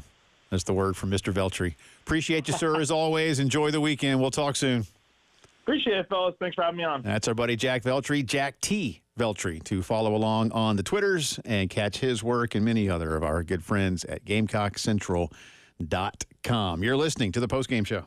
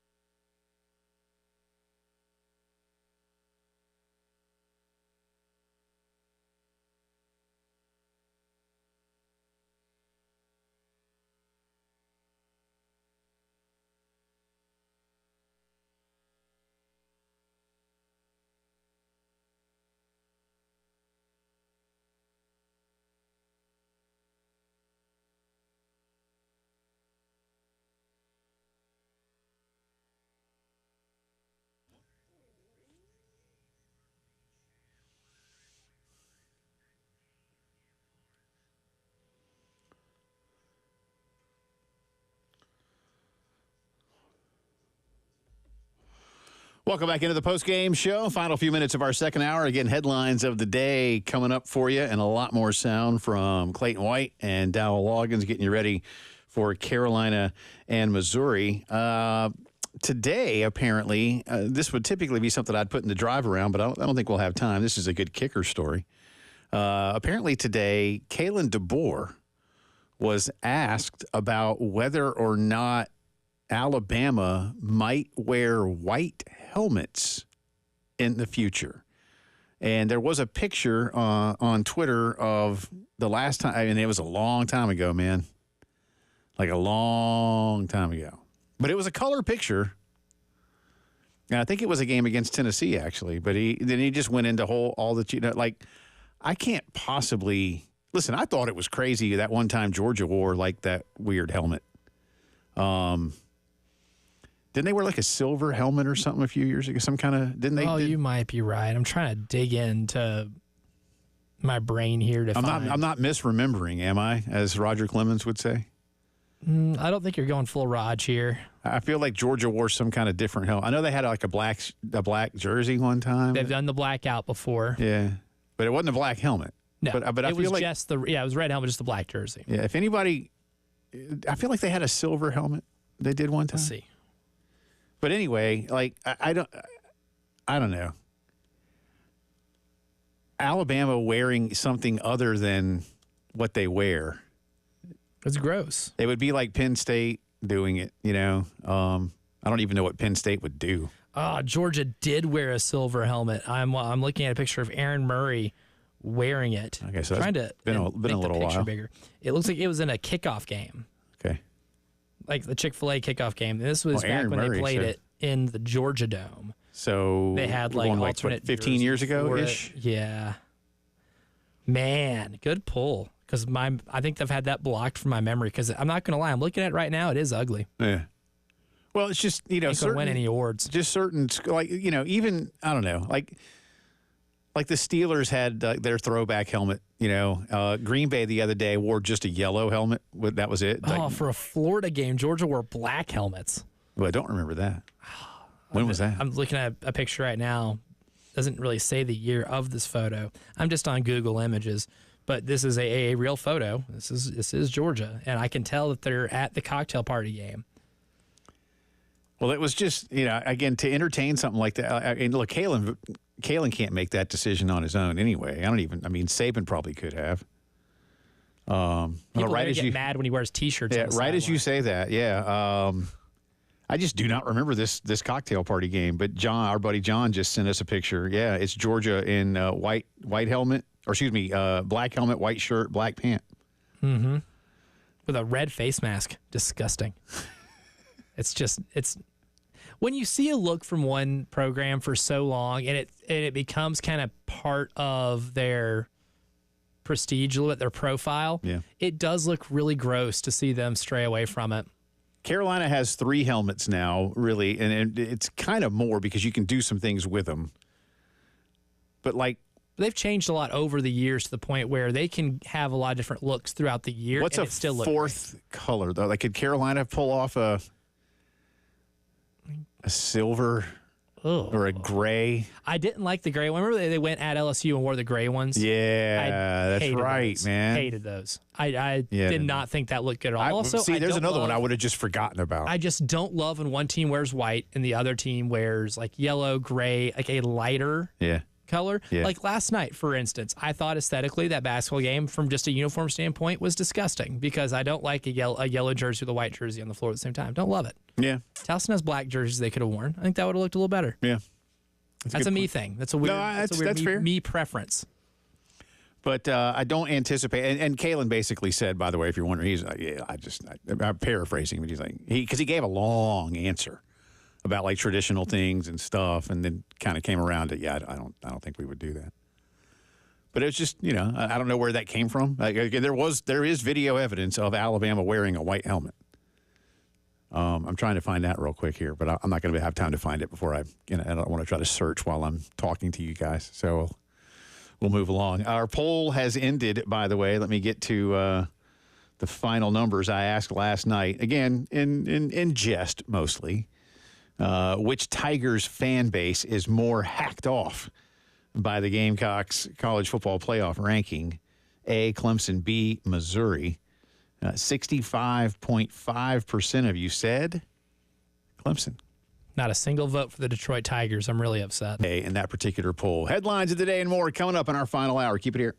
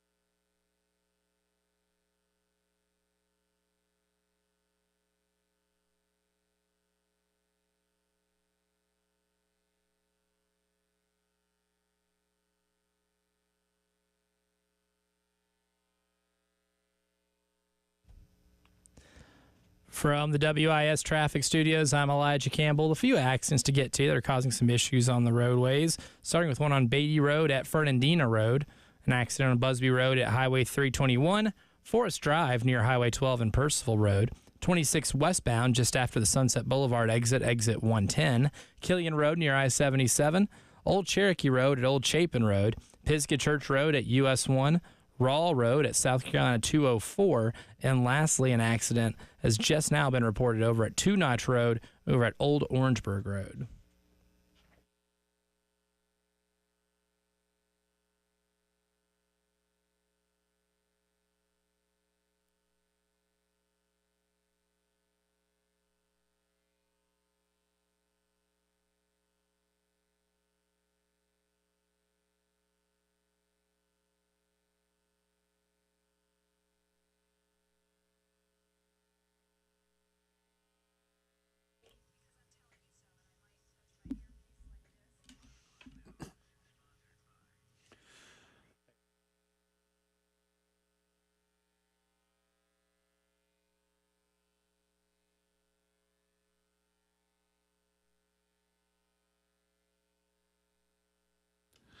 It is 5 o'clock news time on this Wednesday. Welcome back into the Postgame Show. Jay Phillips, Elijah Campbell with you from downtown Columbia's Herndon Chevy Studios. News of the day revolving around Carolina offensive coordinator Dowell Loggins, defensive coordinator Clayton White speaking to the media ahead of the Gamecocks' top 25 matchup against Missouri this Saturday afternoon. We'll start with a little bit from from Dowell here. My apologies. From Dowell.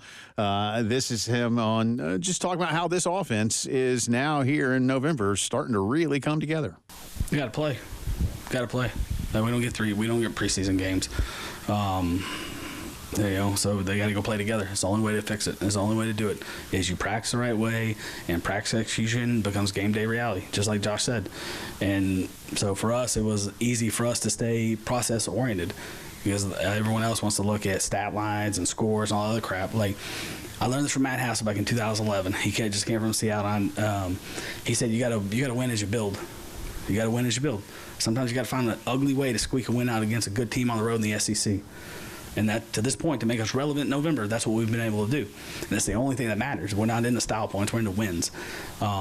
So we've been able to do that. And then it kind of started, we kind of started figuring out LSU in the first half, and we couldn't close the game out. And you go to Alabama and go play a really, really freaking talented team. And you see how they're just getting better every week, too. And Kane Womack's such a good defensive coach. But we kind of figured out that we had some moments of like, hey, wow, we could be pretty good. Then we go to Oklahoma, and we had the Ole Miss game and didn't play the way we needed to. And you go to Oklahoma and you win a game on the road versus a really good defense that continues to play well defensively, and you just find a way to win. And then all of a sudden, like, as you start to build confidence, as you start to find ways to win, you start to build confidence, and that's what we've been able to do the last 2 weeks. Now, all that doesn't mean anything if we don't play well this week.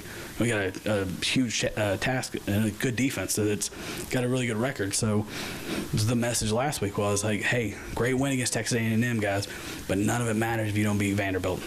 And the same message this week, like, you guys are getting better, and we're getting better, and that's the most important thing is control what you can control and get better, but it's another huge SEC game. So we got to go do it again. Yeah. How many times have we said that? You know, whether it's joking about, Tom Osborne, Nebraska teams, or winning, like what he just said there. Great. Hey, cool. Go do it again. It is that simple. And you do have to completely build a giant brick wall between every game. You don't have a choice. And this time around, Elijah, and he just hit on something that he didn't mean to say about the opponent, but I'll take it from him. Sometimes you got to find a way to go win an ugly game on the road.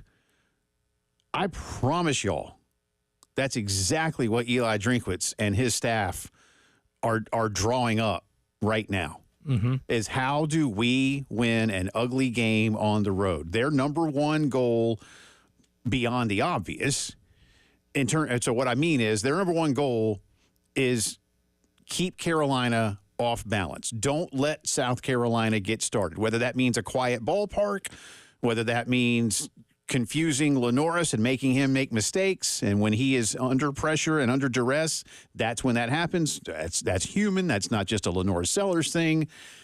You mentioned it earlier. You see a lot of screen passes. You're going to see them just say, okay, you know what? Don't let the middle of that offense or defensive line control us. Just let's get it out on, and that will mean a lot more for Carolina DBs and what they do. So winning ugly is the number one goal for the Missouri Tigers this week. So even though, and I know we're sitting here to listen to Dowell for nearly 2 minutes in that one, but when I heard that, I was like, ding, that went off. But again, for South Carolina, everything he just said, good, cool. You've won your last 3 games by 71 combined points. It's a lot of points. Go do it again. Yeah, absolutely. And Missouri is not having that same type of mojo right now. I mean, I think they realize how lucky they were to come out of that Oklahoma game with a win. How to be able to come out with that game. Oklahoma game, Auburn game. A scoop and Vanderbilt score to win the game. 2 overtimes to beat Vanderbilt. How fortunate they were to escape Auburn, who just doesn't beat a lot of people. Scored the winning touchdown with less than a minute to go in that one. Yeah. So I think they know how fortunate they are. I think they know they can maybe push their luck if they keep this a 1-score game in the last quarter. Like if you are in a game that you have no business being in, then that's where luck starts to happen, right? Yeah. Like North Florida, absolutely. South Carolina on the hardwood just the other night. You know, maybe that guy doesn't bank that 3 in the first 5 minutes of the game, but that's just how sports work sometimes, that when you mess around, you give up 3 offensive rebounds and he chucks one up at the end of a shot clock, yeah, he might bank it because you've let them in the game long enough for that to be what makes the difference. That could be what Missouri's mindset is coming into here. Look, you're not at 100%. You're without your starting center, probably going to be without Brady Cook, your starting quarterback. You have underachieved in a lot of games all year long where a lot of people don't believe in you in this game, and rightfully so. The one way you can maybe win this game if you're Missouri is to think of that right there. Just scrape it out, be really ugly, make it a very ugly game, because if South Carolina does what they want to do in terms of dictating the game, getting Missouri behind the sticks on defense, making them punt, and then being able to let Lenoris in that running game and Rocket Sanders cook long enough to be able to manufacture 20 points, 20 to 30 points, then it's going to be a 23-7 game. But if they don't, if Missouri's able to get a turnover and maybe they manage field position well, maybe get a couple first downs but don't get in the red zone, so they're punting from the 50, and they're playing the field position game, then maybe they can weasel their way in to, with 5 minutes to go, it being 17-13 or 13-7, and they have the ball with a chance to tie or take the lead. And I think that would make Eli Drinkwitz incredibly happy if that's how this game turns out. Again, I go back to that blueprint they used. He used against Will Muschamp in Carolina in 19 with App State. They went totally away from what they were doing all season long because they were high flying, and they came down here and looked like, you know, the 70 whatever Steelers. Man, we're going to run. If we have to throw, we will. Play some defense. 20-15 final. So, again, something like that, I think, would play right into what he wants to do. We'll have more from Dowell coming up in just a second here. Here's a cut from Clayton White, cut number 10 on today's list, please, sir. You just mentioned there, Elijah did, you know, Brady Cook. We'll see tonight. You know, he's going to be questionable tonight on the availability report. He may be out. I don't know. I would think questionable is the smarter way to handle it if I'm Eli at this point. At least keep you guessing a little bit. Drew Pine could be the guy. So how do you game plan for 2 QBs? No, they've done an outstanding job of getting talent in their building at all positions. I will say that's how you really feel about any position on that football team. They have a slew of receivers, multiple O-line, and sometimes they play 6 and 7 O-linemen at a time. And they think they're on their third quarterback, so and he's a pretty good one. So they do a great job of acquiring talent, getting it in the building and keeping it. But definitely the game plan will not change. Obviously, they're 2 different players, 2 different styles are similar, but 2 different guys, both of them really good. Yeah, I mean, again, it feels like it's going to be Pine at this point, but we don't know for sure yet. To go back to one of the things that you've talked about a lot when it comes, you know, I just mentioned South Carolina's won its last 3 games by a combined 71 points. You've talked a lot about Missouri's 2 losses being by a combined score of 75-10. Big heartless losses. 41-10 loss at College Station, 34-0 loss at Tuscaloosa, whereas Carolina's plus 22 in those games, and a 1-1 record.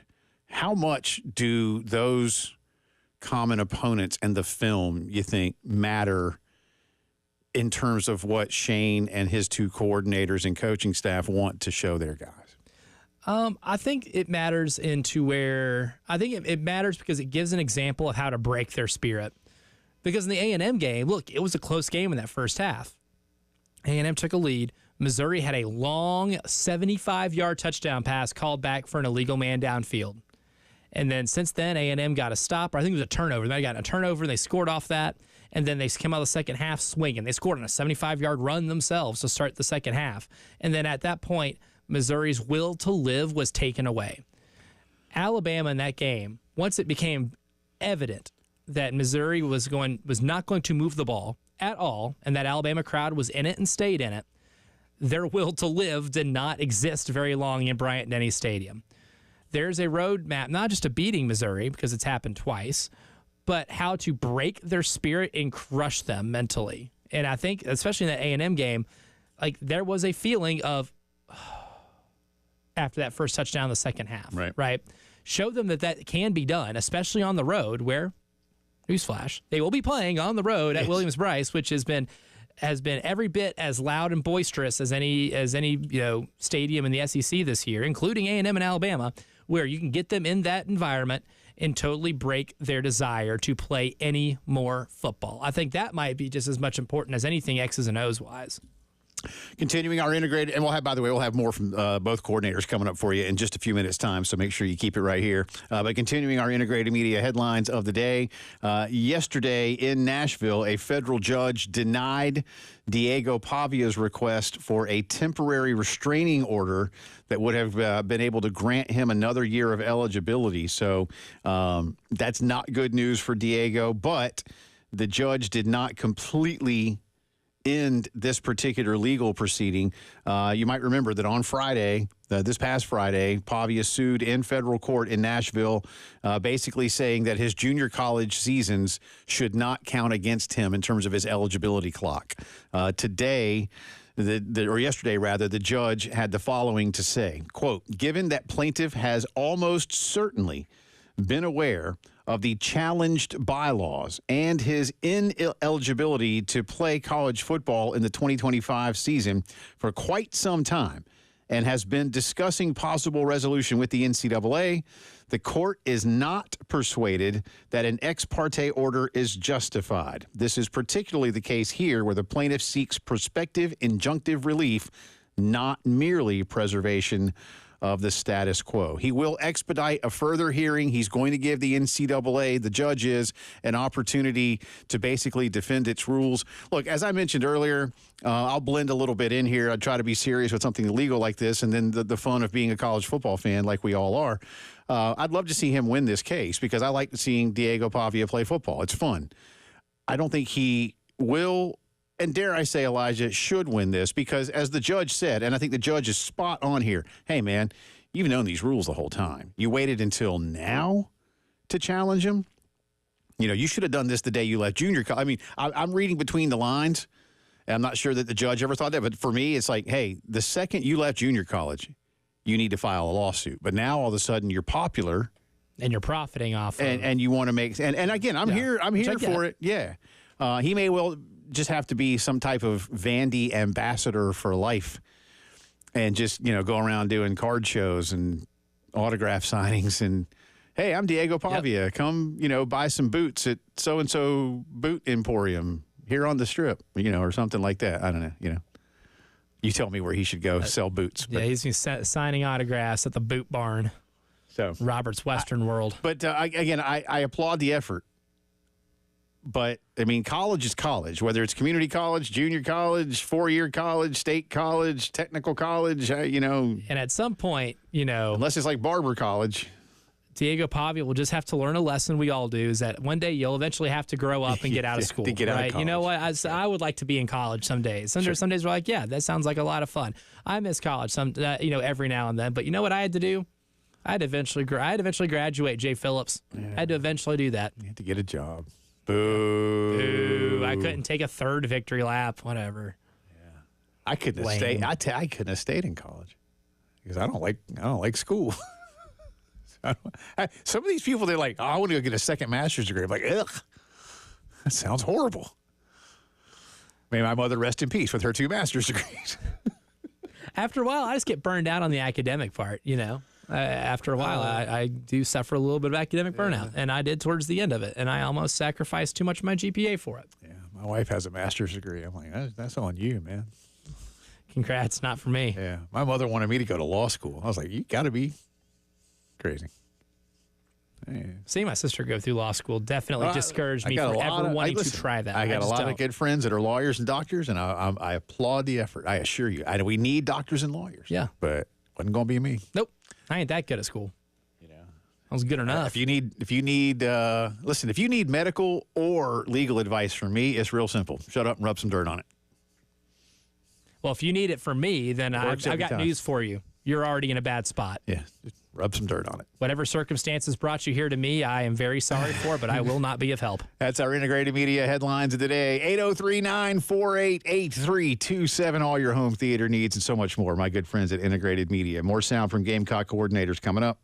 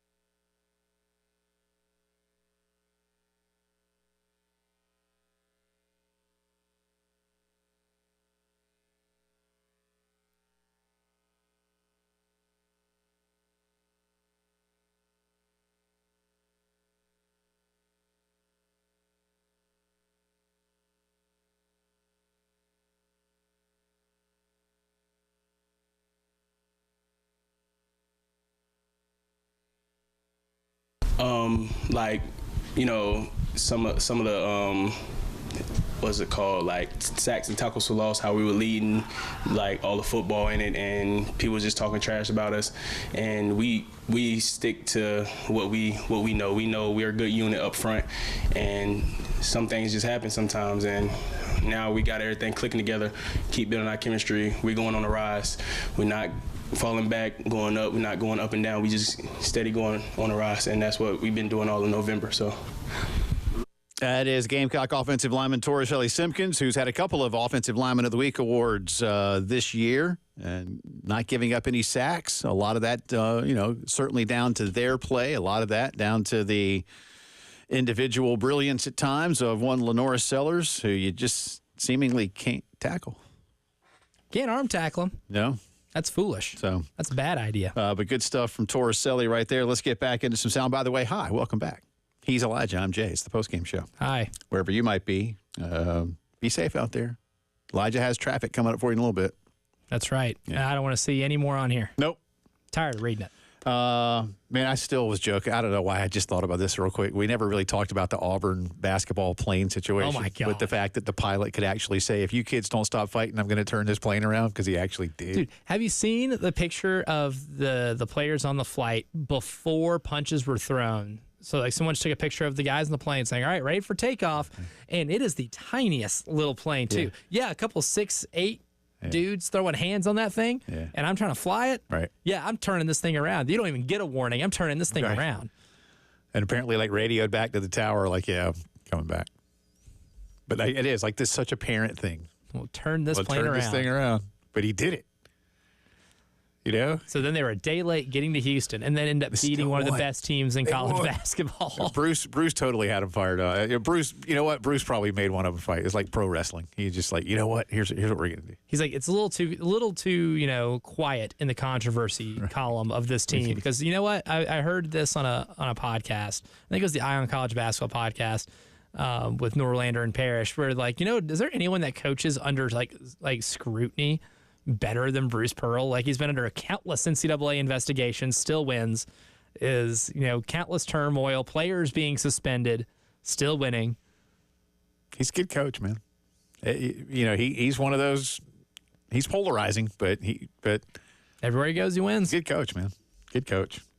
Back into some sound from Dowell Loggins here. We just heard again from Torricelli Simpkins. And while that was about not giving up sacks, certainly they are also opening things up in the run game too. But here's Dowell Loggins on why the ground game is starting to really gain some traction for Carolina. Well, I would say that we've run the ball the way we've needed to the last 2 or 3 weeks to win some games. And it's not just the offensive line. Obviously, they're doing a really good job. It's the wide receivers blocking. It's Rocket being healthy. It's Lenoris doing his part in the QB run game. It's everyone. It takes 11 guys to gain 4 yards on a run. I always joke with the offense. I'm like, that's what's hard about playing consistent offensive football. It takes 11 guys to get 4 yards. It takes one jerk on defense to make a tackle and blow up a play and get a TFL. But but it goes back to, and I think someone showed me the clip of Simon talking after the game. But it does come back to practice. And the guys are starting to pay attention when they start like quoting what you guys keep preaching, and it's the way we practice. And it's a bunch of young guys that are playing together for the first time, a lot of new faces that are starting to gel and come together and starting to know what the expectations are, to know what it's supposed to look like, to get to play together and see the game through one set of eyes, not just the offensive line, but the quarterback, the tight ends, the running backs. Because Josh Simon, Mike Smith, and Brady are a big part of that as well as running the football. Eli's going to go to his defense. All right, I want all of you to be a jerk this weekend. I want to play that in front of them and be like, I want you to channel your inner jerk. How many of you are a jerk? How many know who Richard Pryor is?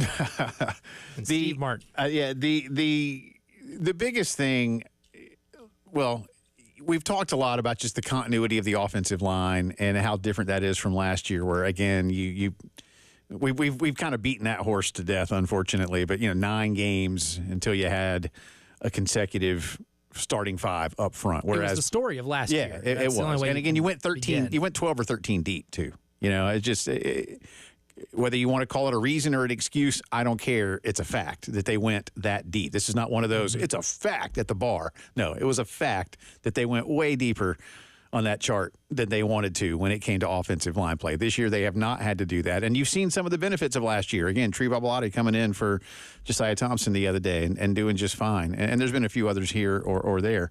And who knows what it would be like if Marky Anderson could play this season, you know?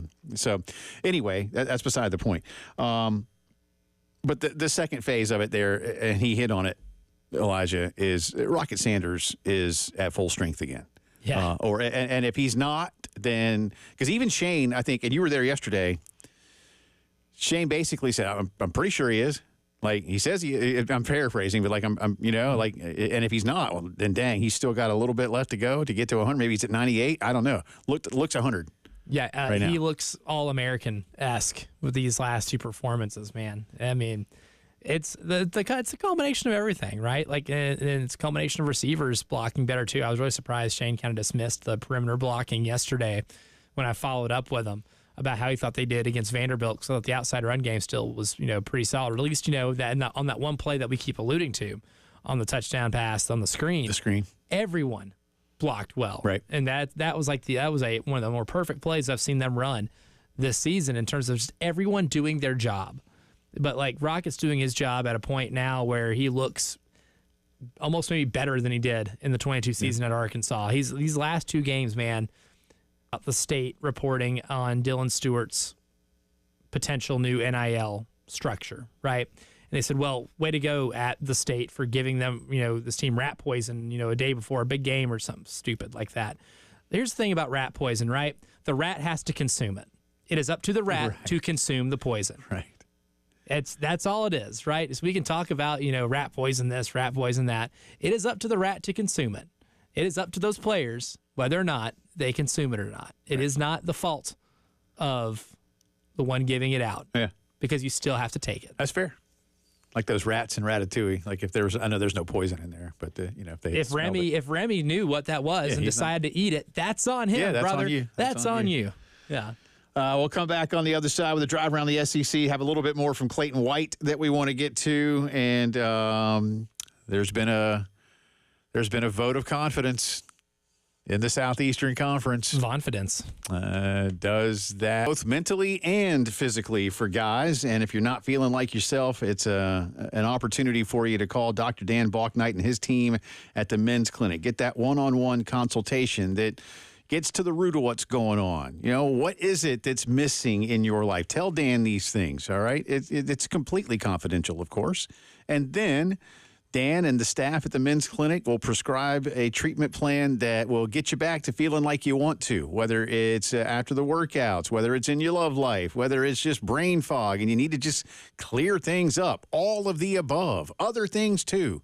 All right, no one-size-fits-all treatment, no magic pills, just experts in healthcare for men. Call them up, 803-875-MENS and themensclinicsc.com.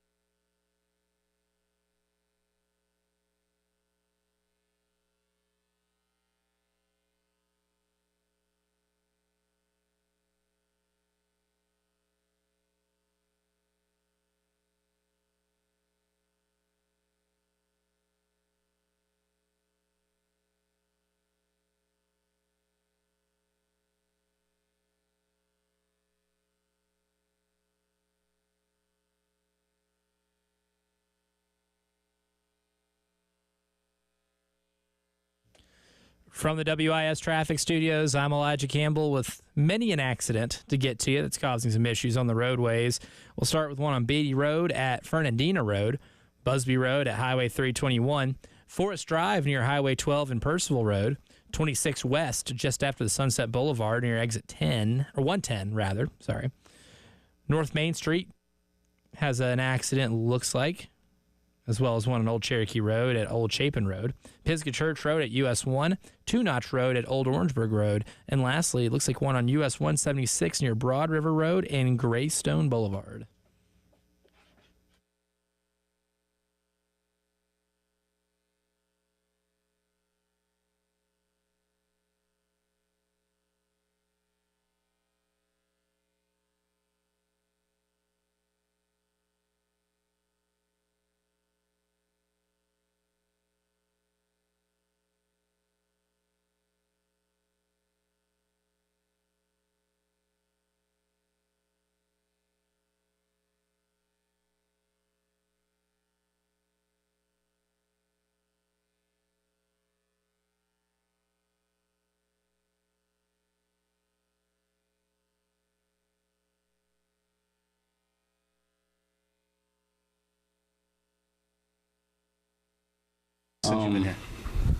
We really motivated, man. I think this team, we can really do it for sure. I know we can.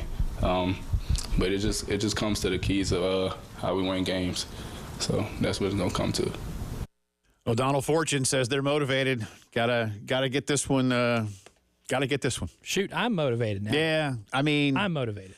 As I mentioned earlier, our good friend Bill Gunner basically convinced me to turn this from you really need to win game into a full-blown, absolutely 100% must-win game.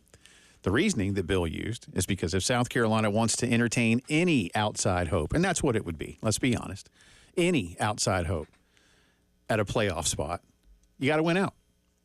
You got to. Yeah, ain't no four-loss team getting in the playoff, baby. You're not. So, again, do I think 9-3 South Carolina gets into the playoff? No, I don't. No. I don't. But considering chaos abounds, yeah, at least give them something to think about. An outside chance. I mean, being able to even contend for it or say you're contending for it is a big stepping stone for this program. But again, you don't do it. Really cool. You don't do it if you aren't 9-3, and you're not going to be 9-3 if you aren't 7-3 and then 8-3. But you know what else is just really cool? Being 9-3 a year after being 5-7. Yeah, having a 4-win turnover from one year to the next. That's and a chance at a 10-win season. And you can't do that if you can't win 10. Yeah, you can't win 10 if you don't win 9. Listen, I'm not the smartest guy, but there are things I know. We've cracked that code. Thank you. Appreciate your support, sir. We'll come back around to some sound from Clayton White in just a second. It's good to have people that care about you. Thanks, man. Appreciate that. You sound like all my friends. You're not as dumb as you look. Maybe. What's worse for that are people telling us we have faces for radio.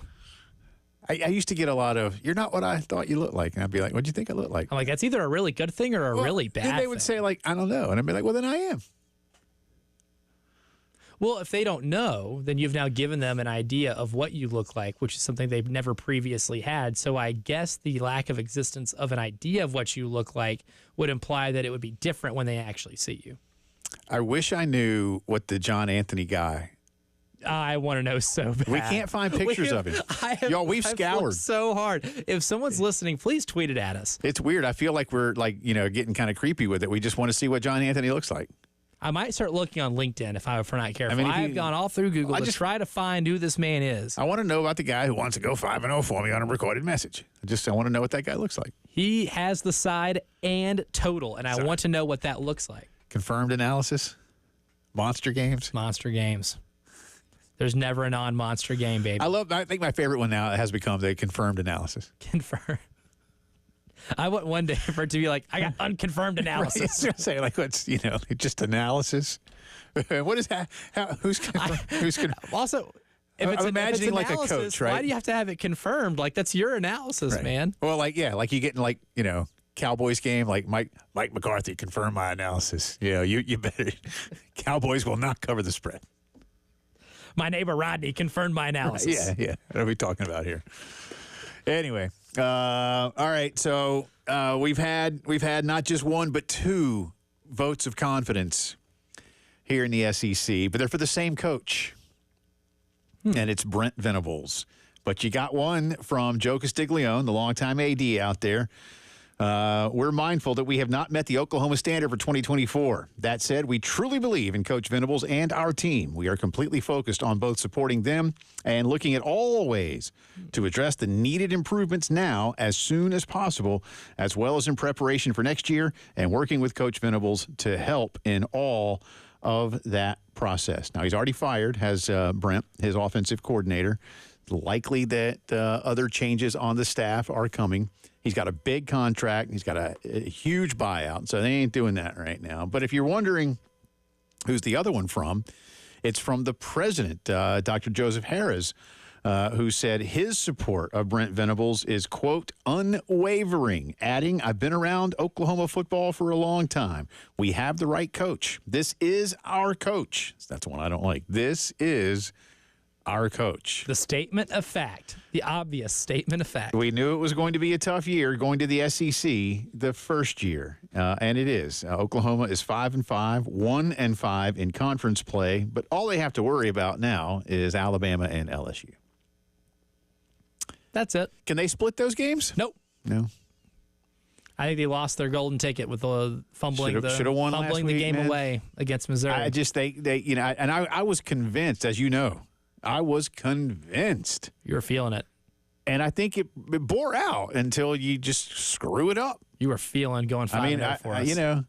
Guess the season's free. My recorded message, you burn that number. The Jay Phillips recorded message said, hammer Oklahoma, hammer Oklahoma, hammer Oklahoma. That's right. I'm changing the number. Confirmed Oklahoma analysis. Has not. That's right. Confirmed analysis. I don't even know what that means. I don't know if anyone knows what it means. Oklahoma has not had a losing season, a regular season at least, since 1998. That's the last time they missed a bowl game. Ready to see some history be made. 1998. I was 3 years old. I didn't have kids yet, if that helps me feel younger. I was married by then. I was married for a year, but did not have children as of yet. I do think Brent Venables is the right guy. I think a lot of us, because of who it is, we're surprised by just how bad Oklahoma has been. They shouldn't be this bad. No. I grant, relative to the two newcomers, I will still contend Oklahoma has a better football program than Texas. I do believe that. Sark is doing a good job right now, but Texas underperforms relative to investment, if you will. And resource. Oklahoma does not. Oklahoma overachieves relative to those same things. There's plenty of money in Oklahoma. But again, I've said before, the team that really does, the school that does the best job recruiting the state of Texas is Oklahoma, because they go in and get those guys. They got kids from Oklahoma City and Tulsa and whatnot, and but you can't do it all. It's not a big state. No.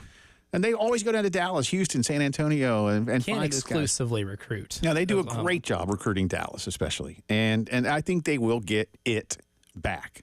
What it looks like anymore is changing in this world. We're looking at Georgia with 2 losses. We're looking at LSU with 3 losses. We're looking at Alabama with 2 losses. Ole Miss has 2 losses. I mean, the world is changing, and I'm here for the change. But it's you got the right guy. But I'll be curious to see what it is they do from a schematic standpoint in their new coaching hires to try and compete with those schools. Here's the thing, too. You know how we just got done talking in the last segment about when we look back and we talk about the 2023 South Carolina Gamecocks, the first thing that will be mentioned is the health of the offensive line and how that really derailed most of your season. Mm-hmm.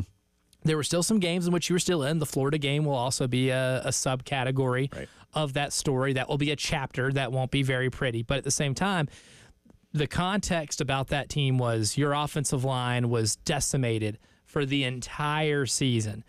I think we'll have a similar thing with Oklahoma, too. And I think the thing about keeping Brent Venables right now is the proper context of, look, their offensive line is in a similar position to what South Carolina's was last year, so you already know how hard it is to win in this league.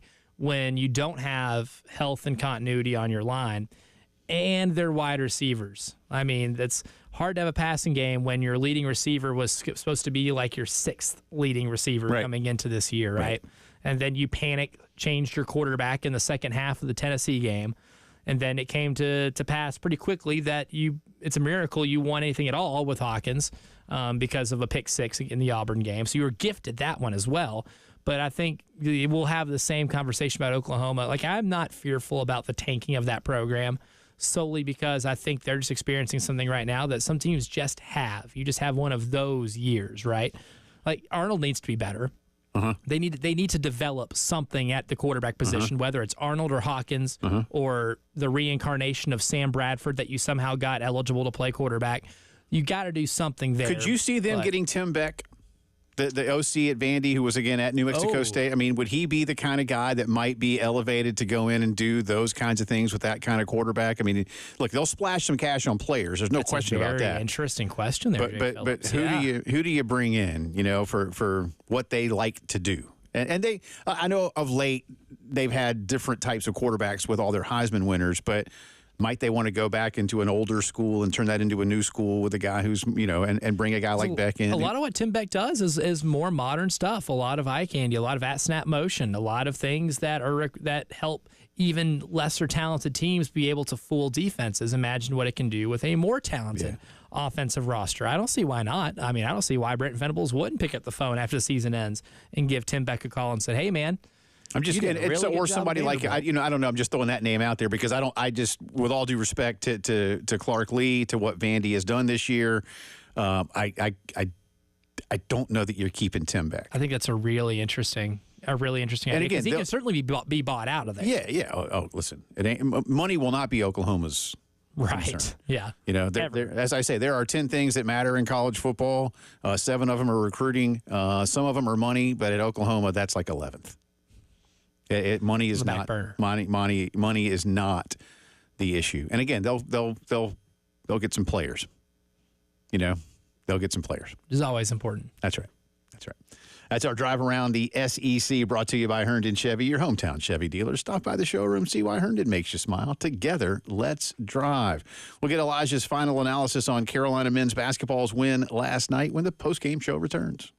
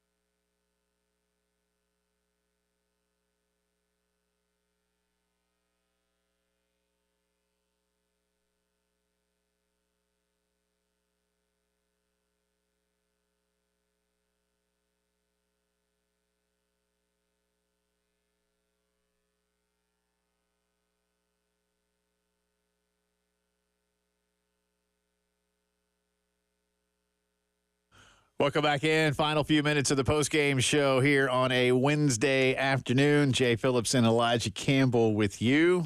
Gamecock basketball winning last night comfortably, 80-54. There are a few moments here and there when it felt like Towson was trying to get something going and Carolina didn't let him. Elijah, you were on hand for last night's ball game. Look, there. Effort, Jack was with us earlier, our buddy Jack Veltri, energy, effort. He said, again, that was really something that Lamont was not pleased with. And I know, listen, I don't want people to think we're dwelling so much on the North Florida loss, but y'all, it's just such a bad result that it's going to linger.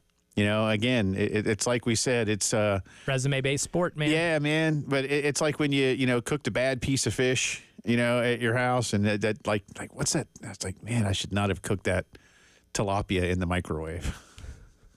Oh God, that one lingers a little more than just the day. But that's bad bad for a while. That's what it feels like. It's like, you really shouldn't have done that. You should have cooked it in the oven or out on the grill. I have had some similar regrets, some food regrets in my life. So there's that. But your overall impressions, just in terms, I think of how they're beginning to play with one another. Yeah, I think they're more in sync defensively. I think the thing that helped them a lot last night, force some turnovers and make Towson uncomfortable, was just how ready they were to be in help.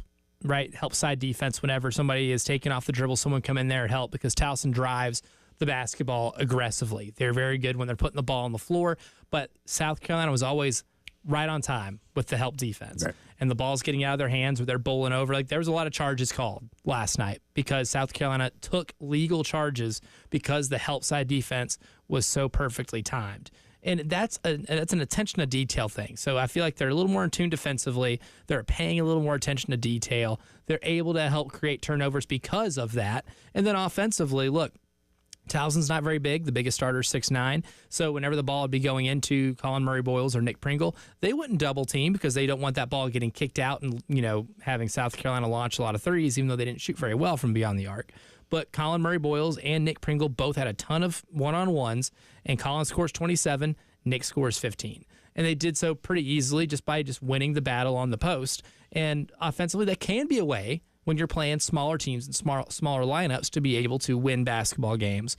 But the test will be against Indiana will be, how do you generate that whenever you meet your match down low? Because North Florida doesn't have what Indiana has down low. Right. South Carolina State sure as hell don't have what Indiana has down low. And Towson sure as hell doesn't have what Indiana has down low. So this is going to be an interesting matchup just to see how are you going to be able to generate points against teams that are bigger than you. Well, going back to Colin and Nick, I know you had a question for Lamont last night about those guys. Yeah, exactly. And I asked, with Towson not bringing any help, I'm sure Lamont would have loved for them to bring help and double one of those guys just to see how well you can kick the ball out. Lamont, even last year, on numerous occasions, says his favorite way to generate three-point shots is inside out. Didn't happen, so those two had to go to work down low. And I just ask, is that a way to be able to win your games here once the season moves on, once you get into SEC play? 42-18 out of your starting bigger guys. I don't know, they maybe don't like to be called bigs, but bigger, they are bigger. But you get 42-18 out of those guys. That's obviously, I don't know that we can count on doing that on a game-by-game basis, but they are a threat. I do want to develop a real threat around the basket, and then defenses hopefully have to make some decisions. Are you going to commit to taking those away and then potentially give up some looks to some guys that are fully capable of making threes, or if those guys get going from the perimeter, are you going to have some opportunities to play some one-on-one around the basket? And I just have always believed it's the hardest defense to play is defense around the basket. Your propensity to foul is higher. You can shoot a contested shot and still make it. I just think it's the hardest defense to play. So we make a commitment to trying to get the ball around there and seeing if we can make some stuff happen. How different right now? I know we had just a few seconds left, so you can't really give me a big answer. But how different is this team starting to look based on what we saw last year? It's it's an incremental improvement. It's not like, oh my God, this team has to be a favorite to be top 5 in the SEC again, because you look around this league, there are a lot of good teams. Yeah. We saw what Kentucky did last night, and Kentucky's not going to finish 8th in the SEC. Right. I feel pretty good saying that right now. I don't think that's an overreaction to one game. But I think you're getting a defensive identity forming at a good time. And offensively, you're still in the midst of finding out your best ways to generate buckets when things get tight. So it's a little better. They're working towards it. Gamecocks at Indiana on Saturday. Dawn Staley's team plays tomorrow night. We'll have more from a football perspective tomorrow on the program. Thanks, as always, to Jack Veltri for joining us. For Elijah, I'm Jay. Y'all have a good one. See you tomorrow.